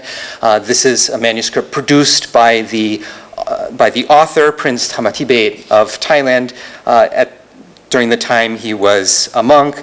It's a bilingual Pali-Siamese version of a particular text, Nandopanandavatu, that's here produced in 2 distinct scripts, one based on Cambodian script, used for Pali here, another based on earlier forms of Thai script, here representing the Central Thai or Siamese text. And again, the rubrication is further used to highlight the differences in structure between the 2 languages interacting in this manuscript. I'll bring this up again a little bit later in the talk. One final example I'll bring from this chapter deals with instances of interlinear annotations, which of course are found in many different forms of Tibetan manuscripts, different forms of added punctuation used to structure, to mark divisions in structure or to highlight divisions in syntax, sometimes added by readers, editors, commentators, as well as in this case we see some syllabic codes of what I understand to be uncertain use of what they might be in this particular manuscript. Sounds like in other ones they could be codes to connect different commentaries together to the root text. This case seems to be different. I'll bring up a little bit later, I'll focus on some examples from Southeast Asia that give interlinear glosses and commentaries. In this case, in a bilingual context, here is a Pali-Siamese example, as well as some uses of syllables and numbers, sometimes combined together, what I'm calling here alphanumeric codes, to tie glosses to the root text. So I'll take a little bit more look at that soon. You'll notice here that this is an example from UC Berkeley. As much as I can in this talk, since I believe this is bare territory, I'm going to try to focus on examples here at the University of California, Berkeley, just so you can have a sense of even here, far from Southeast Asia, we can see certain ways in which there are these interesting parallels between manuscripts in Southeast Asia and elsewhere in the Buddhist world. The main point that I'd like to offer today, I'll be exploring this, is to think about codicological technologies as supports for a particular mode of composition in Southeast Asia, a mode that became enormously important for the intellectual history of the region, particularly from the 15th to the 19th centuries. That is the production of bilingual compositions in Southeast Asia. Kapstein's chapter culminates in a brief discussion, almost a kind of appendix or coda to this chapter, of polyglot texts in Tibetan contexts. And these particular kinds of manuscripts and printed books depend on a range of specific codicological features to work as multilingual texts, to make them readable, to make their structure apparent and something to be engaged.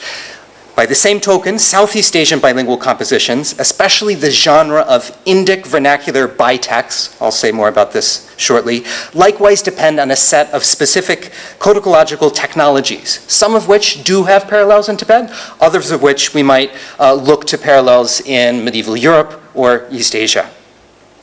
And here I'd like to propose that we need to understand how the manuscripts themselves were structured and of course also interacted with by scribes as well as readers before we can appreciate the range, scope, and civilizational impact of bitexts in Southeast Asia. So what are bitexts? This is a term from corpus linguistics. It's used to describe a bilingual instance or presentation of a text that includes both the source text in one language and its translation to another. In some cases, it can refer to a source text and a translation that have been processed either manually or marked up through code or processed together through an algorithm such that the different sections of the text in each language can be linked together. In the context I'm looking at, I would say that bitexts feature a high degree of iteration. That is, the source and the target portions are repetitive in a certain sense semantically.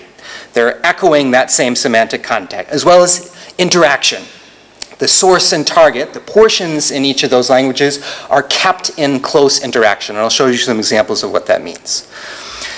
In the South and Southeast Asian context, particularly in the Theravada Buddhist context, an Indic vernacular bitext is a bilingual presentation of a text that combines portions, usually in Pali, very rarely in Sanskrit, with portions in a local vernacular. And they're often in an interphrasal or interlinear format. A few are in what we might think of as an intercolumnar format, where we have columns separating out the text, the portions in different languages. On the bottom of the slide here, just offering two examples of, on the left, an interphrasal arrangement, and on the right, an interlinear one. In the next section here, I'll talk about some of the issues of script, spacing, and punctuation that occur in these interphrasal, intervernacular bitexts. I'll begin with a Pali Lu example in Tam Lu script. This is from Yunnan province in China. And here, the Pali and the vernacular portions are in the exact same script. There's no difference in script to distinguish them. However, you'll note that there are instances of punctuation here, here, here, here, etc., that are, as well as spacing, we see deployed in different ways to mark the division between the different sections. So a reader can be immediately aware, even though this is the same script, it might even be pronounced with the same kind of phonological system as is customary for Pali in mainland Southeast Asia, but we have to understand them semantically differently according to the language involved. There are also examples of this here at the University of California, Berkeley. This is from a really extraordinary collection of Southeast Asian manuscripts that has recently come to the University of California, Berkeley, specifically to the South and Southeast Asia Library, from the late Lao literary scholar Peter Koret, who once taught here as a visiting professor and very generously bequeathed his incredibly extensive collection of Southeast Asian manuscripts. One highlight of that collection is a large group of literary and chanted texts in the Khun language. This is a language used in eastern Shan State and Myanmar. And many of these examples, we see some of the full manuscripts here, are in a bilingual Pali vernacular format. This is a version of a non-canonical Jataka, popular in eastern Shan State in Myanmar. Here we have the complete 15-volume version of this particular manuscript. And this is from one of the most active scribal cultures today in the Buddhist world, which is among the Shan cultures and among Khun cultures in eastern Shan State in Myanmar. Many Buddhist homes in this region, people might not have a Buddha image at home, but on their home altar they would have one or more manuscripts of this kind of literature. So they're very extensively stored in private homes as well as in monasteries.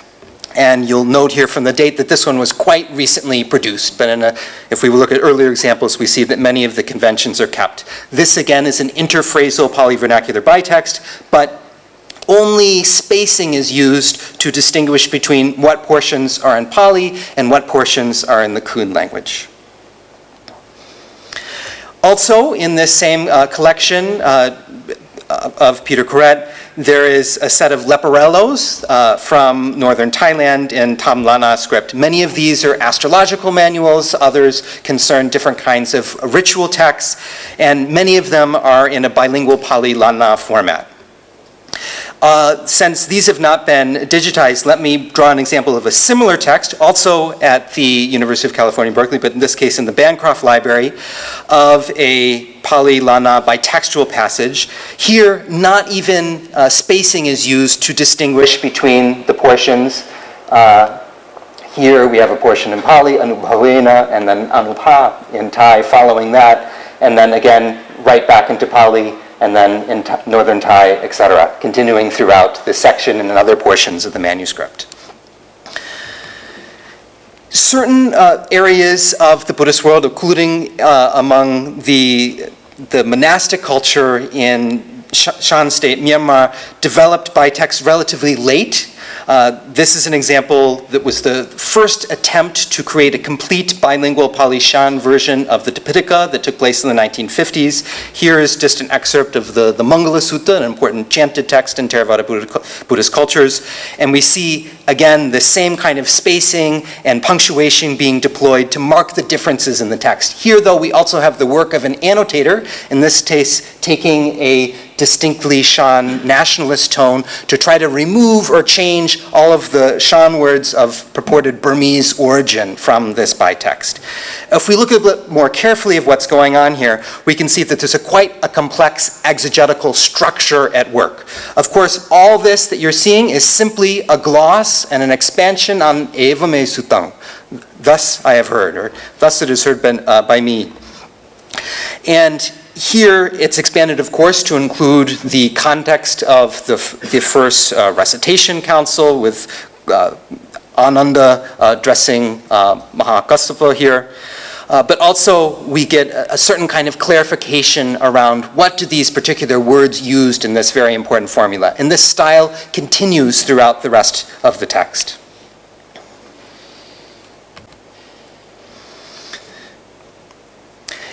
Other parts of the Buddhist world in Theravada cultures do use a distinction between different scripts. So we see this in Cambodia.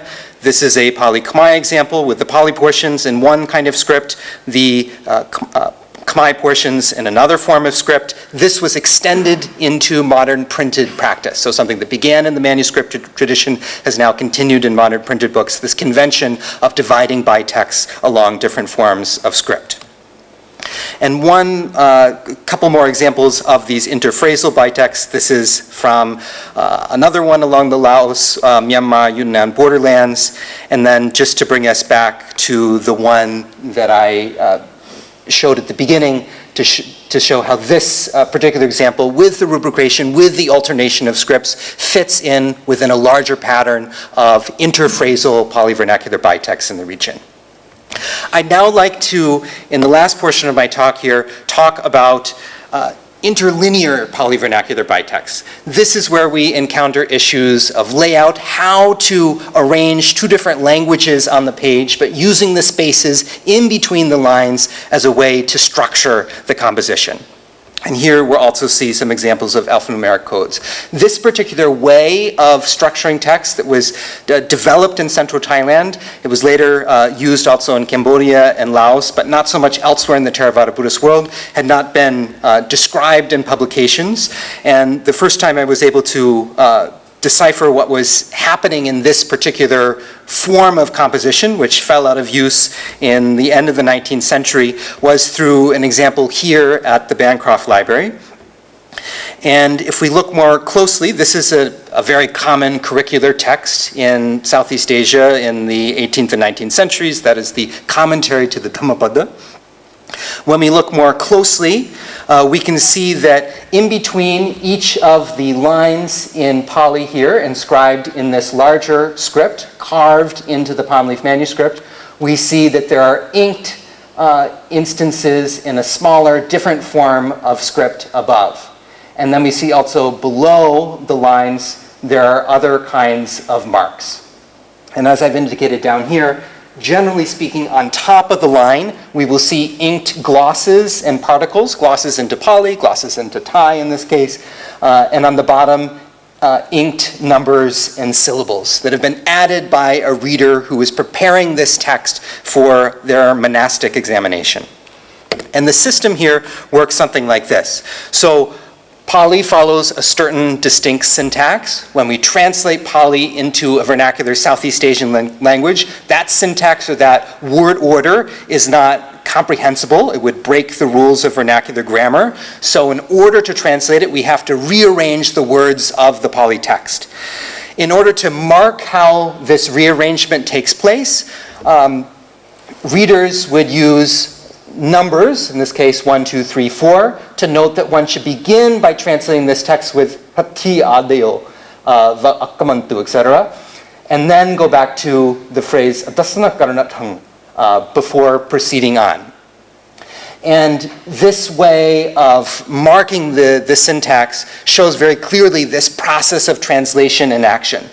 But this syntactic rearrangement is not the only process at work here. You'll note that there are also glosses in Pali, clarifying vague pronouns, for instance, te sang being glossed as jananam here, as well as glosses into Thai or Siamese of words that might have multiple meanings. For instance, atta in Pali that could mean aim or wealth or meaning, but here has the meaning of for the sake of, and so receives such a gloss in Thai, etc. There are also particles of grammaticalization that are not used in the vernacular language generally, that are used specifically to mark cases. So for instance, this this one, anwa, is used really to mark the nominative case, to show that this is functioning as the subject of the sentence. But that would be entirely unnecessary in a vernacular Thai context. But because the sense of this phrase, hati adio, was deemed to be obvious or evident by the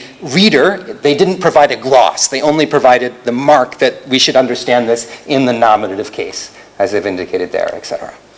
And this, following this procedure, produces a coherent reading of this text into the vernacular language.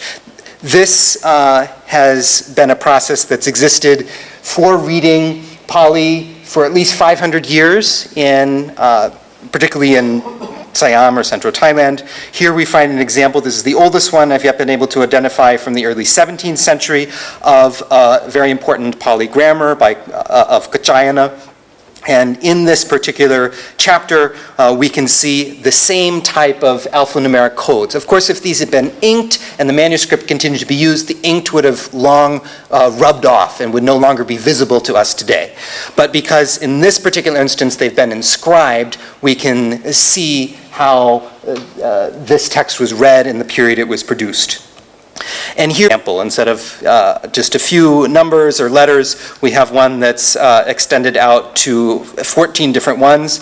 I'll now just show you sort of briefly how that would work. So we would begin with 1 here, and then go to 2, and then go to 3, and 4, etc. And you'll see that some of the words are actually part of the root text. Other of the Pali words have been added here by the commentator. And all that has to be combined together in order to produce a so-called vernacular reading. This is a term I'm drawing from East Asian studies here. And so it produces this kind of complex syntactic arrangement. This is as complex as I can fit on a single slide. There are also examples that go to over 200 different words, of course, because some Pali sentences, particularly in Commentario Pali, are very long, and each one of the words or meaningful syntactic units is mapped out in this way, often over many folios of a manuscript, but with the final aim of producing this kind of rule-bound vernacular reading. So as a coda here, I just want to return to the chapter and return to this, to Matthew's book, Tibetan Manuscripts and Early Printed Books, and what he and his collaborators have achieved, and to think about it from another perspective that will be important for me in my work as someone working entirely outside of Tibetan studies. And that is to imagine it as a kind of classroom resource for a hands-on approach to Buddhist studies. This is something I've been trying in the realm of Southeast Asian manuscripts. These are students from Stanford University who had the chance to visit this university up here and study some of the manuscripts in the Peter Craig collection, as well as other manuscripts held at the South and Southeast Asian Library at UC Berkeley. And when conducting classes of this sort, I'm always looking for materials about other places in the Buddhist world that can show students how to think about the materials that are before them. What kinds of questions might they ask? How might they think about materiality? How might they think about sponsorship? How might they think about the people who are behind the manuscripts they're working on? And these are, again, the particular manuscripts the students were working on. They ended up focusing on one particular example and produced a website about it. But I think this class and the approach to it would have been much stronger if they had access to Tibetan manuscripts and early printed books and other kinds of resources that showed them how to think with manuscripts, how to understand these as products of human culture, not just in Southeast Asia, but across the Buddhist world. So thank you again very much for your attention and the opportunity to be here with you today.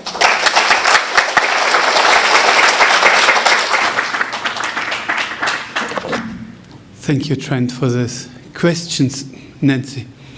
Or maybe start with Matthew. Well, no, I just want to thank you, Trent, for because precisely one of the intentions of our work was provoked by the realization that although we have this huge world of Tibetan books and manuscripts, and there has been an active discussion among Tibetanists about Tibetan book culture over the past couple of decades.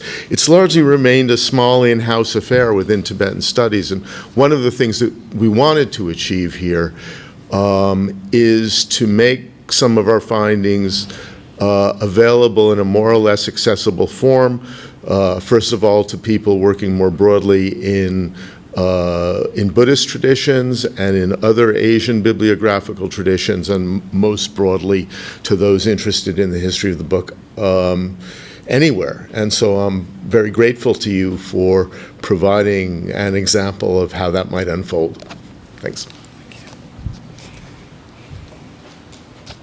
This was fascinating, Trent. Thank you. I'm curious whether in your research you encountered any clues or any evidence about what would drive a decision between using the interphrasal arrangement and the interlinear one. You showed us examples of like syntactic mapping with the interlinear. So I'm wondering, for example, was that considered more suitable, a more suitable arrangement? It just seems the term you raised early on, interaction, that the implications are quite different for the interaction between those two formats.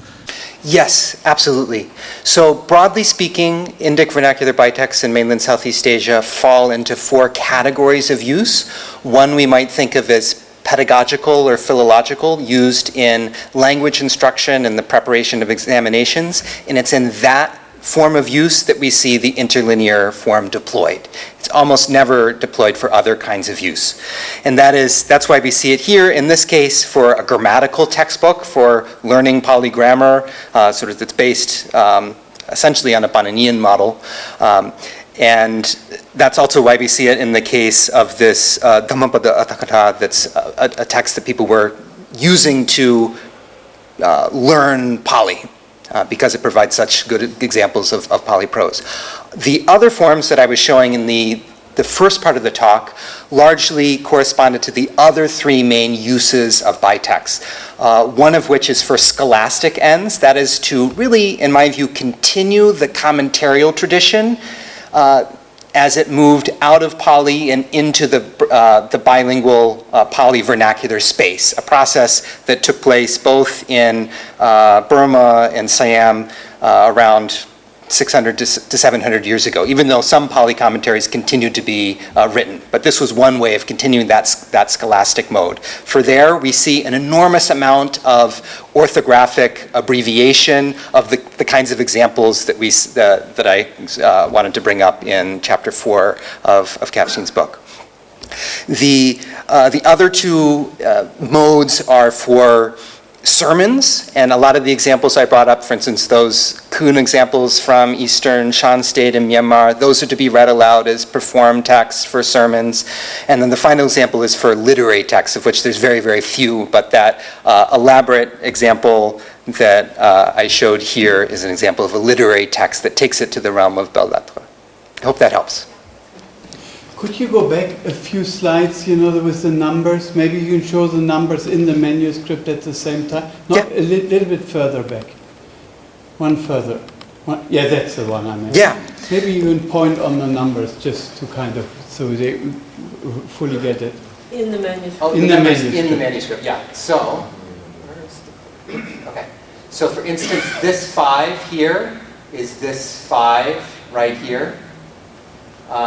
And this 3 is this 3, and this 6 is this 6, and this 4 is this 4. And so note that this 4 corresponds actually to an entirely vernacular phrase.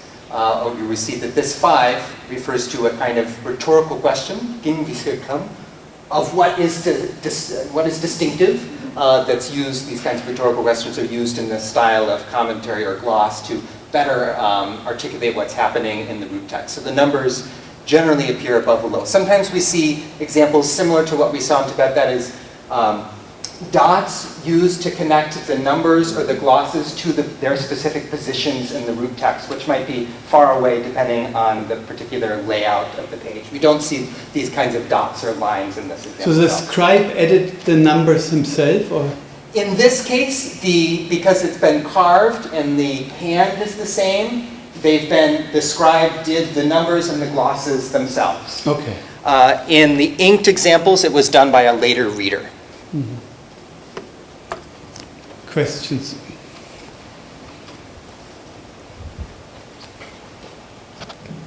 Thank you so much, Trent. So my question is about whether you see, whether your talk has something to do with an intention to challenge the scope of this category called Nisaya texts by using interlinear bitexts. And this is my first question. And my second question is whether you find any... Maybe we do a second question afterwards because there's another question. Sorry. We'll come back to you. We have plenty of time. I'm happy to talk with you more later about this question of Nisaya. So for those of you who don't know, Nisaya is a term particularly used, it's a Pali term that means dependence. It's particularly used in the Burmese context to describe different genres of Pali Burmese and also Sanskrit Burmese compositions. This term has also been applied in some more limited cases to Thai and Lao context, but there a variety of other terms are used. Part of my intention in using bitext and sort of expanding the definition beyond what we would see in Nisaya is, yes, sort of as you say, to see this as part of a broader spectrum of practices, as well as, for instance, I didn't mention it here, but these kinds of numbers and letters, there are very direct parallels to this in medieval European practices for reading the Latin language Bible. And those practices were very important in the development of medieval, sort of late medieval European vernacular languages as well. We also, of course, though it's quite a different context, we could compare these practices, I think, quite productively to Kanbon Kunduku in the Japanese context, or other East Asian ways of reading literary Sinitic that involves practices of, in this case, also interlinear, but on the side in a vertically arranged text, ways of rearranging the text or glossing it so it can produce a vernacular reading in Japanese, Korean, etc. I hope that gets at some of your question. Thanks again, Trent, for a really interesting talk.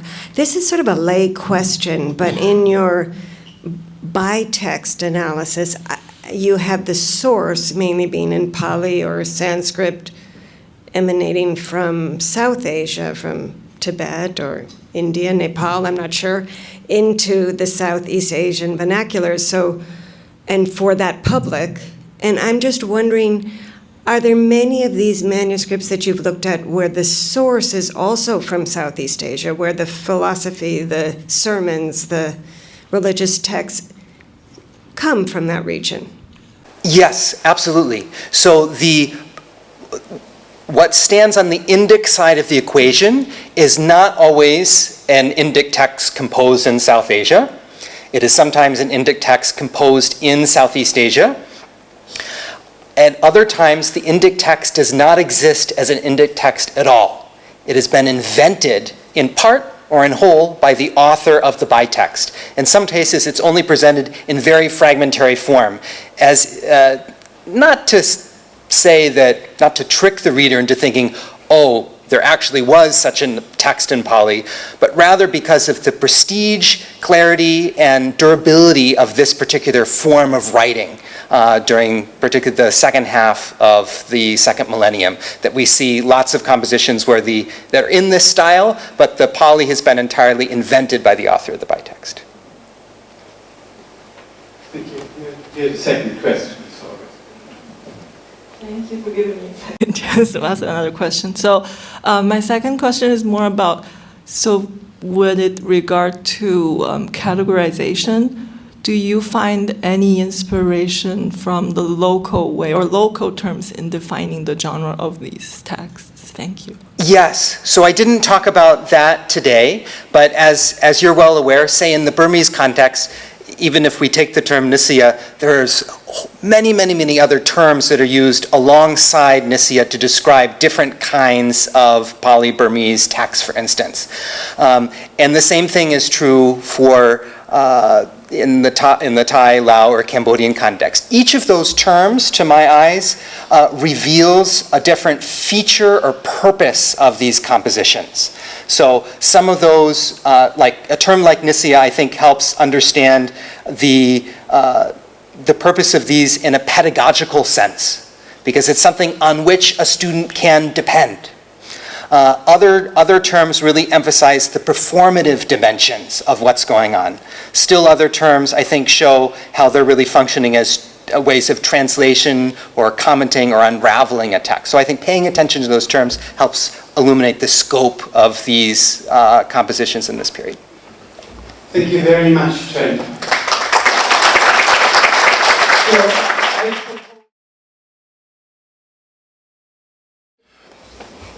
Okay, our next speaker will be Professor Sangsarima Ojud from the University of Michigan, Ann Arbor, just like Trent. So I'm delighted to welcome another colleague here. Thank you for coming.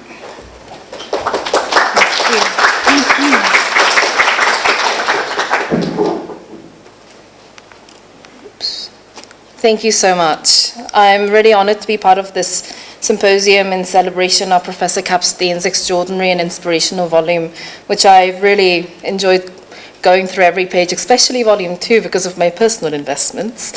As someone who's not deeply rooted in Berkeley like my previous 2 colleagues who went before me, I'm especially honored to have been invited here to give a talk by those at the Buddhist Studies Center here, as well as the Numata Center for Buddhist Studies, to be part of this celebration.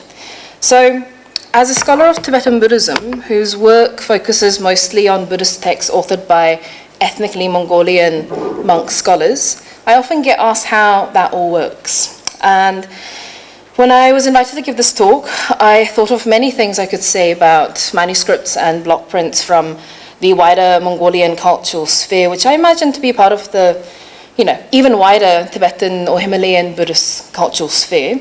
So whether it be the history of manuscript culture or block prints or some of the contents. And ultimately I decided to, on this topic, and I'll explain why that is in just a moment.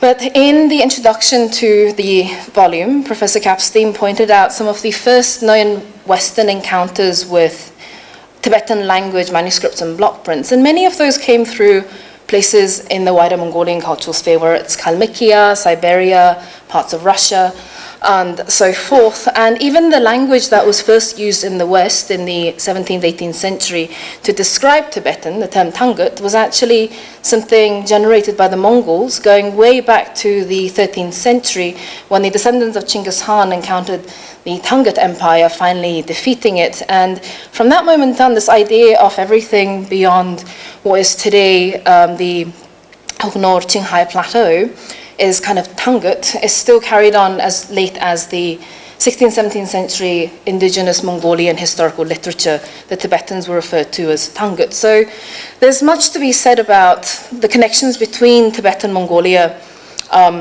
in the development of Tibetan Buddhism, culture in Tibetan Mongolia, as well as, of course, the topic today being block prints and manuscripts. So this is something I want to kind of shelve as I go through some of the materials I'll be sharing with you today, is this interconnectedness of the wider Tibetan Buddhist sphere that reached far beyond the Himalayas and went into all other parts of Asia, especially Mongolia and parts of what is Russia today.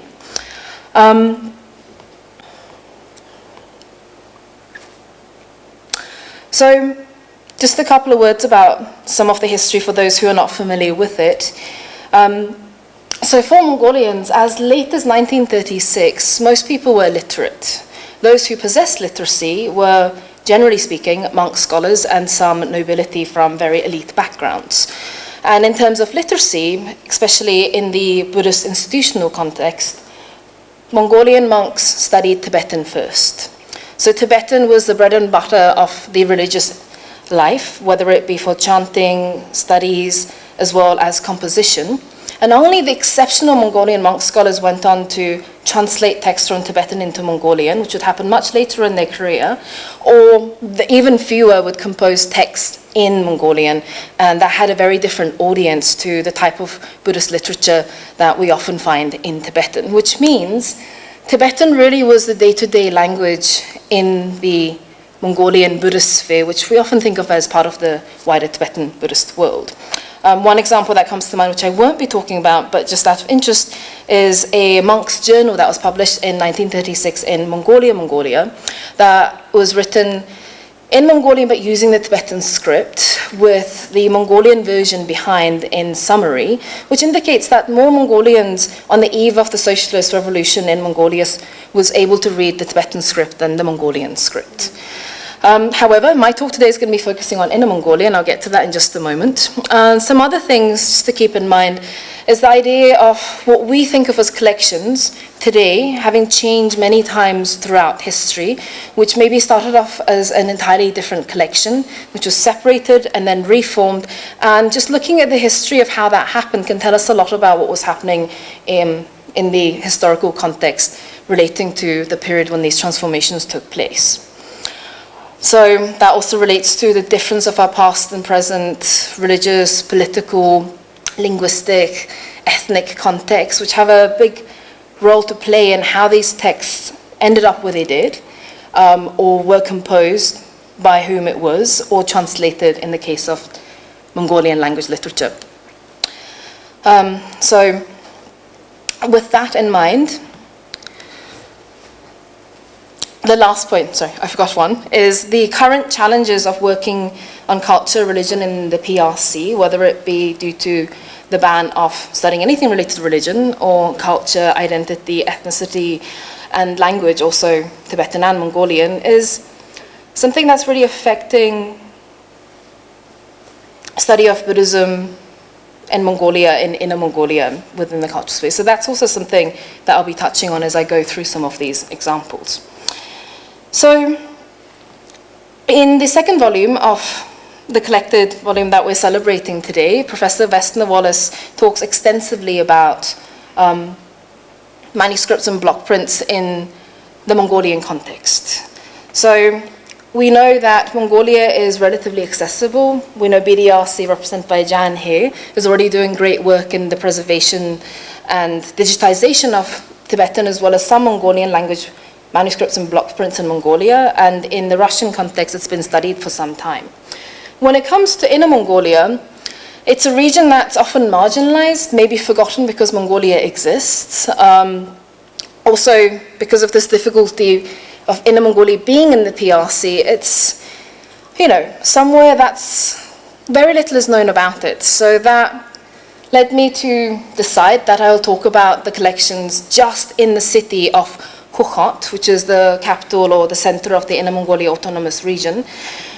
I'll show you a couple of videos of other collections just to give you an idea of what's there in the context of Tibetan language Buddhist literature in Inner Mongolia.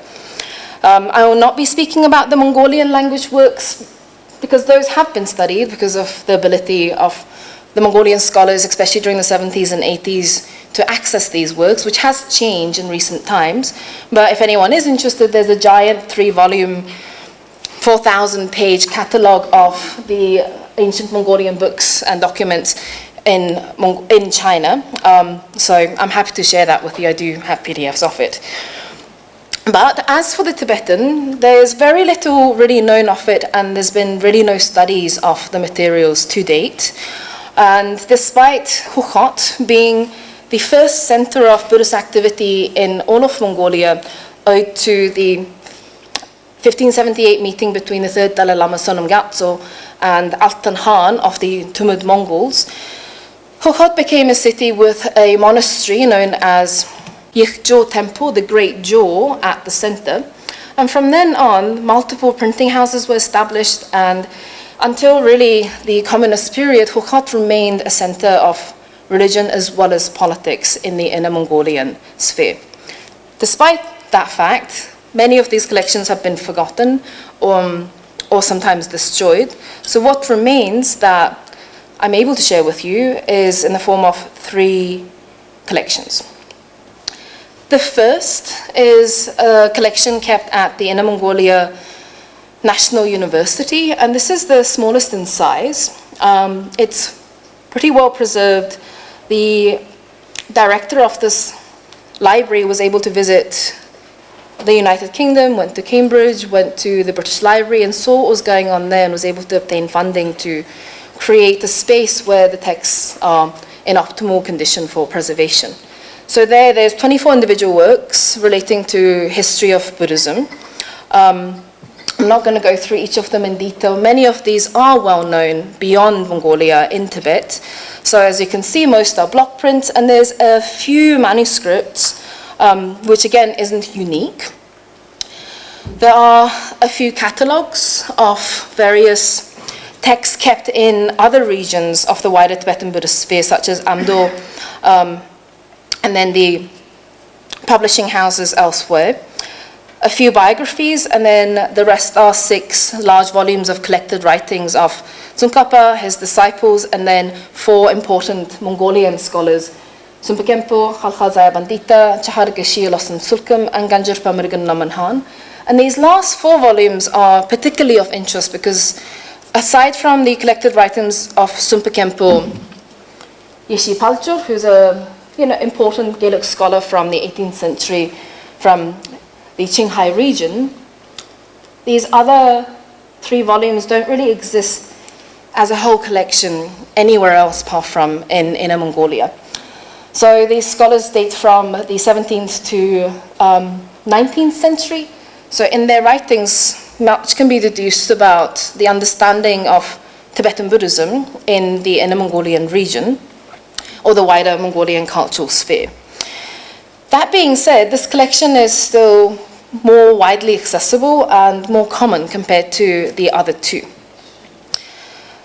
The next collection is kept in the Inner Mongolia Normal University in the History Department Library, and there are 30 boxes piled up, as you can see there, but inside there are 97 individual works, and I had the rare opportunity to just sit there and go through them and take pictures of the title pages, colophons, and entire texts in the instances when they seemed more important.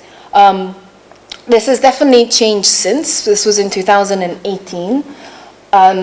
Some of you may know that about 4 years ago, China banned the use of Mongolian language in schools, the teaching of language, as well as study of anything that relates to culture, especially religion, history, and so forth. So I know from having tried to contact them to get copies of, well, at least go in and digitize some of the other manuscripts I wasn't able to, it's no longer possible. So they are there. We can't study the contents per se, but I believe that just by thinking about what is there, what these topics are about, it can tell us a lot about, Buddhism as it was understood and preserved amongst the southern Mongols.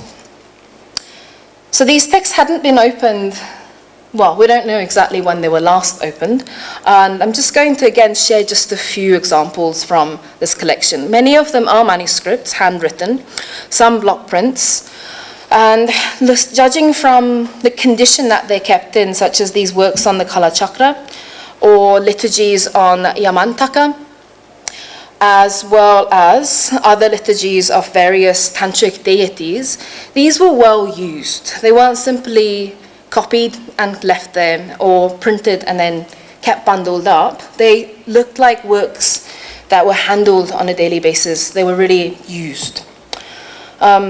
This is true also for some of the more doctrinal writings in the form of block prints and manuscripts, such as the writings of the Jamyang Sherpa, as well as a 8,000-line Prajnaparamita that's bilingual with the Tibetan and then the Mongolian underneath for the entire manuscript. So as far as Mongolian translations of the Prajnaparamita goes, there's not that many copies around, as some of you may know. So this is really quite unique. And again, I don't have time to go through the colophon to tell you more about exact dates of its translation and so forth right now. And then more bread and butter of the Gaelic school, texts such as commentaries on Tsongkhapa's Lamrim Chenmo, written in Tibetan. There are numerous divination manuals in there, which are beautifully and sometimes quite crudely painted, created by whoever made them. And again, these have the indication of being well used. That's just one example, but for myself, who's really interested in the history of the trans-regional aspect of the wider Tibetan Buddhist world, this text stood out, and I'll just speak a little bit about it. It's a text that is a history of Buddhism in China, Tibet, India, China, Tibet, and Mongolia. It was written sometime in the early 19th century by a figure known as Toyon Lama Yeshi Donjub, about whom very little is known. He does have a profile on bdrc.org and a short biography, and we know exactly when it was, mid-19th century. So although it's described as a history of Buddhism in all these countries, really the focus is on the various Tibetan Buddhist schools, Sakya, Kadam, Kagyu, Geluk. The Nyingma section is missing because there's only 4 volumes out of 6 that have survived. Luckily, we do have access to the colophon. And this figure, whose name is Toyun Lama. Toyun is a title given only to Mongolian monk scholars who came from a noble descent, meaning they came from the family of Genghis Khan, or the bloodline of Genghis Khan. So we know anyone with this title in their monastic name had both religious as well as political, position and influence in, especially during the Qing dynasty. So we know also from the colophon that he wrote this while he was in Lhasa. So I don't know of any other example of a Mongolian writing a history of the various Tibetan Buddhist schools, their dissemination as it relates to the wider dissemination of Buddhism. So for myself, and this is again biased, this was an exciting work to find and really one of its kind, given it was written as a manuscript and colophoned by, or the colophon written by the author. The handwriting is I'm losing my words here. It's written by the same hand if one looks through the different folios. So the next collection is the Inner Mongolia Academy of Sciences, and there's probably more manuscripts kept there than any of the other 2 combined. There's 604 entries, and I haven't had a chance to personally dive through and unpack and look at the works here yet. But although there's 604 entries, you can see from the handwritten catalogue that someone made during the beginning, mid-20th century, that many of these volumes contain more works. So a volume could be an entire collected writing of a figure. So if I just generalize what is included in these volumes, there's historical works, collected volumes by a single author, commentaries on various doctrinal literature as well as tantras, biographies and autobiographies, a bashio lists of major monasteries in Tibet, eastern Tibet, as well as southern Mongolia and northern Mongolia, guidebooks to sacred lands, as well as guidebooks to important monastic sites, such as those in Lhasa and so forth for pilgrims. Stages of the path literature, like the Lamrim, as well as other stages of the path literature from different schools, liturgies, tantric sadhanas and treatises, medicinal treatises or medical treatises, and then records of teachings received of particular figures accounting what they studied, who they received it from, all the way up to the propagator of the lineage or the teaching.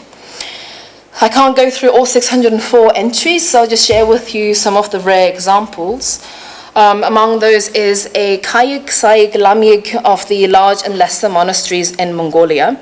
So where these monasteries are, what's contained within them, the temples, the contents of the temples in terms of Buddhist statues as well as important Buddhist texts.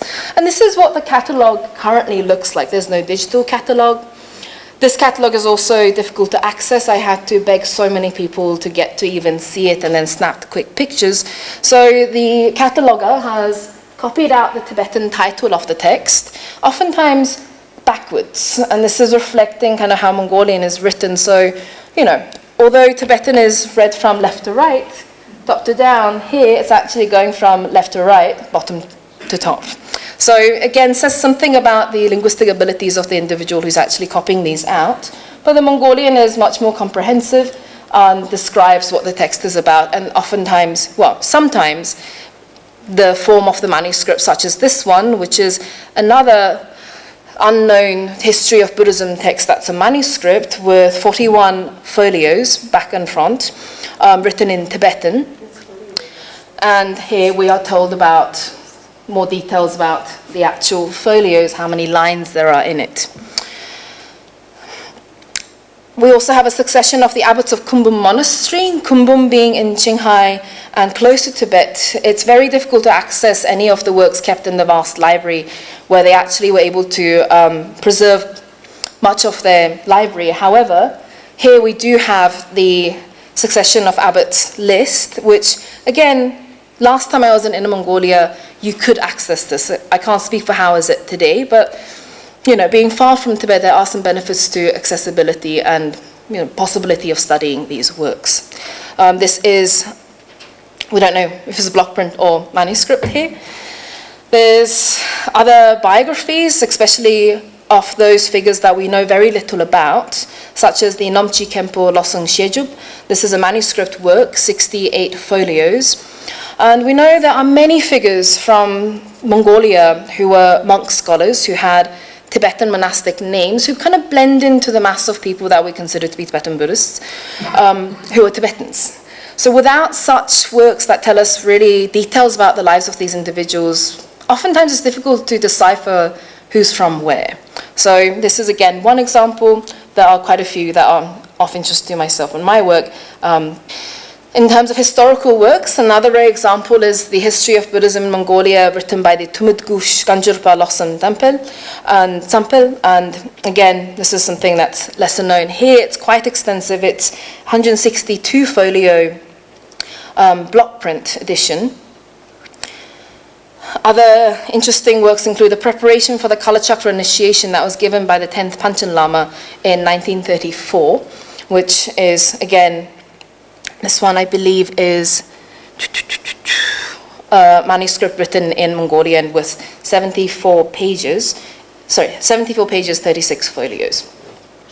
So these are the three major collections in Hukhot, just the city of Hukhot in Inner Mongolia, that number just over 1,000 works, well, probably more given that the 604 volumes in the Academy of Sciences contain more.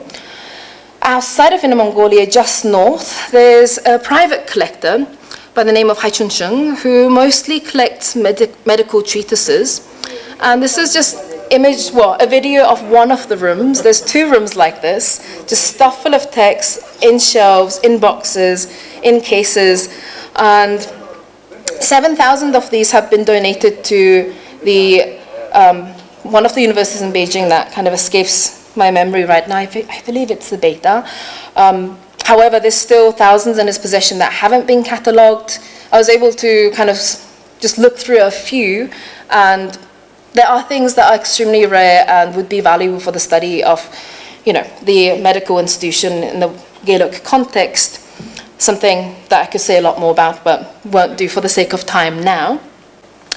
And although we're not talking about the Mongolian language works, I just want to say a couple of words about the Mongolian language collections and their relationship to the Tibetan language manuscripts and block prints. So for something to be translated from Tibetan into Mongolian, there had to be a reason, whether it's religious and more oftentimes political, designated what was deemed worthy of being translated into Mongolian. If we're thinking about the Mongolian language audience, it was really the elite of the elite monk scholars and some nobility, such as the princes of the Qing dynasty, as well as the Manchu nobility, the Qing emperors and their family. So this is the Mongolian translation of the previous lives of the 5th Dalai Lama, which in Tibetan actually exists in 2 works. There's the Mechung Kalpama as well as the Ngawei Chulen. One is a commentary on the other and much more extensive, whereas the Mongolian version seemingly has summarized both into one mass work that is much longer in length to the original work, but taking on the title of the Mechung Kalpama instead of the commentary. So that text in the Tibetan context was composed as something performative. It was ritualized. So the question of why this was translated into Mongolian and preserved in Mongolia, again, you can tell from the manuscript, this was handled. It wasn't simply something venerated. So that does raise interesting questions. And something slightly more unusual in the context of how we understand Buddhism in Mongolia, that being, Buddhism in Mongolia is considered to be predominantly yellow hat, or the Geluk school, since the 16th century. Yet in the 18th century, we have a collection totaling, I counted it earlier, but I've lost I think I have it here. It's around 541, I believe, individual texts, many of which are treasure texts, or Nyingma liturgies, commentaries on the Dzogchen scriptures, that was translated under the auspices of Gensur Chinwang, or Prince Yunli, who was the 17th prince of the Qing dynasty during the time, who had a deep found interest in Red sect or Nyingma Kagyu Sakya literature. So this is very well preserved with the personal seal of Prince Yunli on each of the manuscript editions. So that exists also in Inner Mongolia at the Normal University collection. So again, many of these texts do translate texts that we don't really know of in the Tibetan. This is from the colophon. We can say that it was translated by several, if not more, individuals under the auspices of the prince. So again, it can say a lot more beyond just Buddhism in Mongolia, but what was traveling in the wider trans-regional Tibetan Buddhist sphere. As I wrap up, I just want to share a couple of examples of kind of modern works of translation that are ongoing. As I mentioned, many Buddhist works were written in Tibetan by Mongolian monk scholars. It's only recently, with literacy being the common ground in Mongolia, that regional authorities, scholars, as well as monastics started to translate some of these works into Mongolian. So this was done in 2019.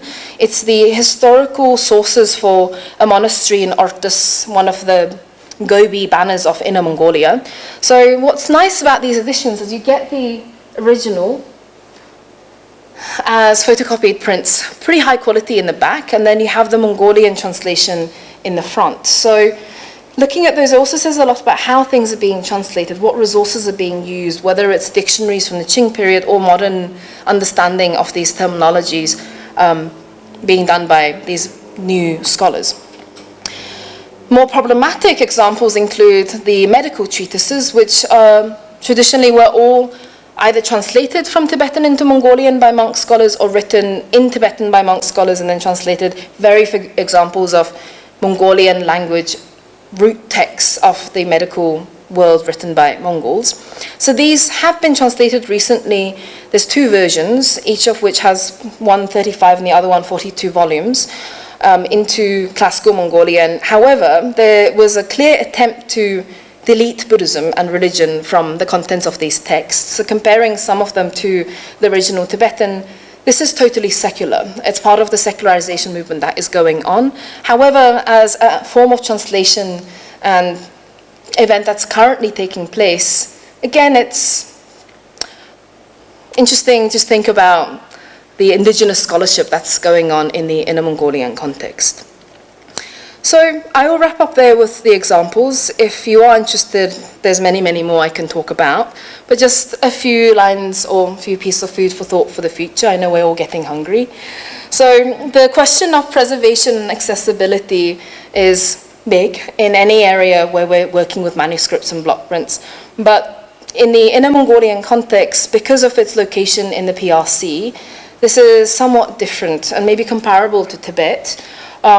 However, in Tibet, there are still Tibetan scholars, monks, as well as scholars, academic scholars who have the linguistic ability to study Tibetan. Whereas in Inner Mongolia, there's really few people that can access what's inside these texts. So it poses a slightly different question for the future. There's also the inside and outside of research methods and goals of why the Mongolian scholars want to preserve these texts, what they see them as, whether it's something worthy of veneration or something sacred that shouldn't go elsewhere, shouldn't go abroad or be accessible by outsiders. So as someone who does work outside of Mongolia yet is a Mongolian, this is a kind of question I bump into all the time when I'm traveling and doing research. Language and translation, we touched on that a little bit, but in the context of the new translations coming out, in terms of quantity as well as quality of the new versions, there's also questions there of how well are these being translated that make them accessible to the new generation who want to study it, who might not have access to the original language. I think that also touches on classical translation versus new translation, and then relating to the example of the medical treatise, there's an ongoing issue with religious versus secular, as well as kind of freedom to do research on anything religious, cultural, or ethnicity that's ongoing in the PRC. So I will leave you with that, and if you have any questions, there are more slides that aren't included there. Question, please, Nancy. Yeah, I have one question and one observation. The question concerns, in the very first group that you showed, you list Don Carlos Antilles In the very first slide, I think, that you showed, or the first, maybe from the, no, not there, the first group of Tibetan books, yes, there.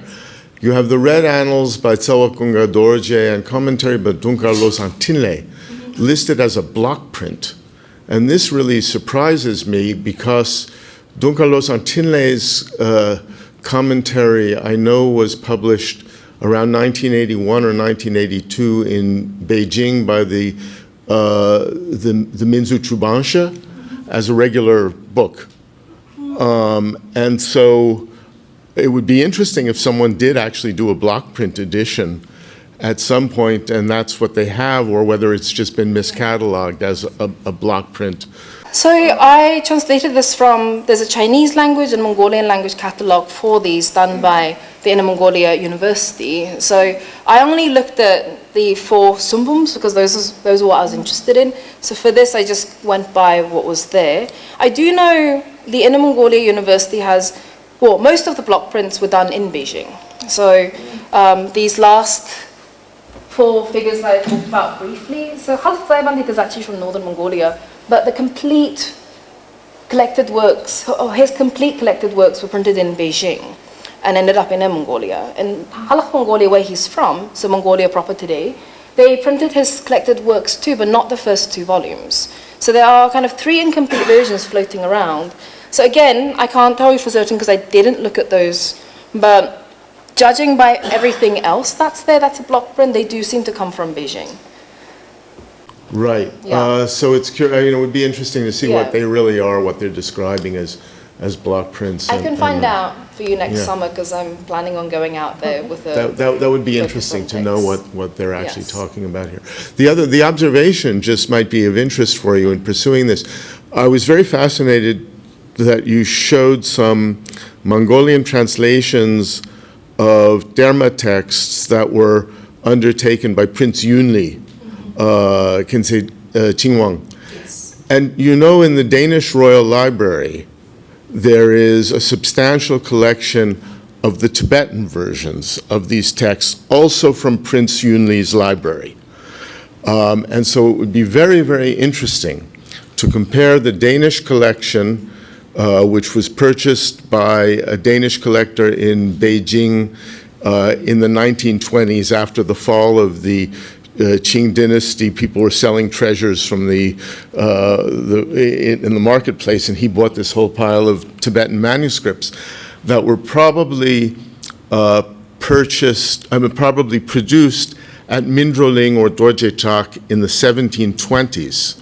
And what's very interesting about them, it's all Terma texts, some of which are very unusual, and almost all of them have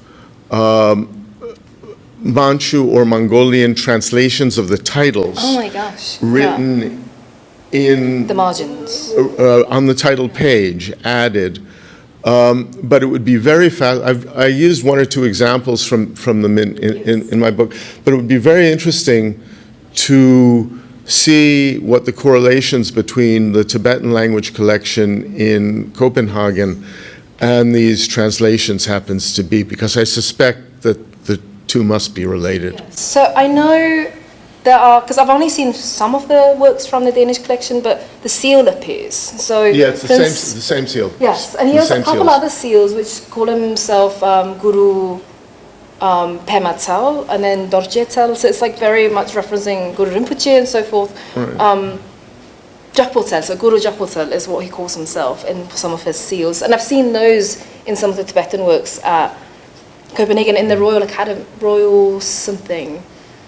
I can't remember where it's exactly kept. And then another portion of the Mongolian translations have ended up in St. Petersburg. In St. Petersburg. Yeah, Yes. okay. So this That makes is sense. still kind of incomplete. It was much grander from, I understand from reading some of the people writing against Prince Yunli and his red activities, like Tukwang, Choginima, and so forth, who were very anti anything non-Geluk coming in to the Inner Mongolian sphere. So yes, that would be very exciting to do. But thank you. Songsharma, thank you for your wonderful talk, opening a door onto, an important Buddhist culture that is not so accessible to most of us here. I have a question for you. It's a little more remedial. So in an earlier slide, you talked about the Tibetan Buddhist sphere. And I think in this context, that would be considered an edict term. For, Mongolians from Inner Mongolia, what's the emic term that they use for Buddhism and the type of Buddhism they practice? I've always wondered about that and want to be precise and considerate. So for Buddhists, it's just Buddhism. And then it's really school dependent. So for Buddhists who predominantly are Geluk, it's just Geluk. Or Shasir, it's the yellow hat. Or at the more complicated version would be the teachings of Tsongkhapa, the Lord Tsongkhapa. So it's really not differentiated. As early as the time that Mongols started to produce Buddhist literature in the 16th, 17th century, there's no Tibetanness or Mongolianness attributed to the school or its materials at all. So this term I'm using is totally me, because of a lack of better word to think about the wider system, because calling it Mongolian Buddhism also is insubstantial, because Mongols didn't see themselves as possessing something separate, nor did they see themselves as possessing something that belonged to another. Yet Tibet was considered more sacred because it is the place through which Buddhism arrived in Mongolia. It's also a place with monasteries, the texts, the lamas, where one would go to study to get the highest degrees.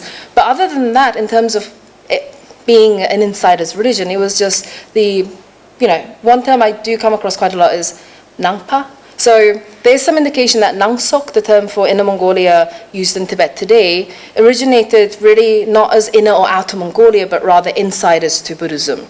So I encountered for the first time in a text written in the mid-17th century, so it's Nangsok, Nangsok, Nangsok, but at that point in the 17th century, there was no Outer or Inner Mongolia. It's just, Tumid, Halach, Urud, so forth. So that really was about those Mongols who were insiders to the religion of Tsongkhapa. So that's all I can say for now, I think. Thank you. My question is about the historiography of a much later period, but something that you gestured to in your talk, and I was really fascinated by. I'm really curious about to what extent the patterns you saw in publication and scholarship between, say, 1980 and the present with respect to Inner Mongolia, in particular to literary versus religious works, for instance, to what extent that mirrors what was possible in the Tibetan sphere within China at that time. Personally, I'm curious because it seems to follow a similar pattern to what I know about in Yunnan for Dailue, people, what was possible to be published at certain periods of time. Could you say more about at least how the Mongolian and Tibetan cases compare in that sense? So generally speaking, Inner Mongolia has always been a model for how other autonomous regions should be governed or managed or controlled. So in that sense, not just in the matter of religion and textual studies and scholarship, there's something that happens in Mongolia in terms of legislation and administration will be seen being used, if it's successful, in Xinjiang, in Tibet and so forth, maybe a decade or two later. Professor Gatso and I were actually talking about this a little bit earlier at lunch about, what's happening with indigenous scholarship in Tibet and then what's happening in Mongolia, especially following the recent ban of the use and study of the language. So again, I can't give you full conclusions because I feel like it's still ongoing. I would say in the 70s and 80s, there was a lot of really high quality scholarship being produced by Inner Mongolian scholars, because they really were the first generation after socialism that still had a deep connection to the heritage, the scholastic heritage, before the Cultural Revolution, who had access to the language and the skills. So really since the 90s, early 90s, there's been kind of a stalemate of production of original scholarship. There's a lot of copy and pasting. For people like me who, for selfish reasons, really appreciate some of the new stuff taking place, funded by giant, grand funds from the central government, is to produce works, publish a book, and if you do that, then you get to keep your funds.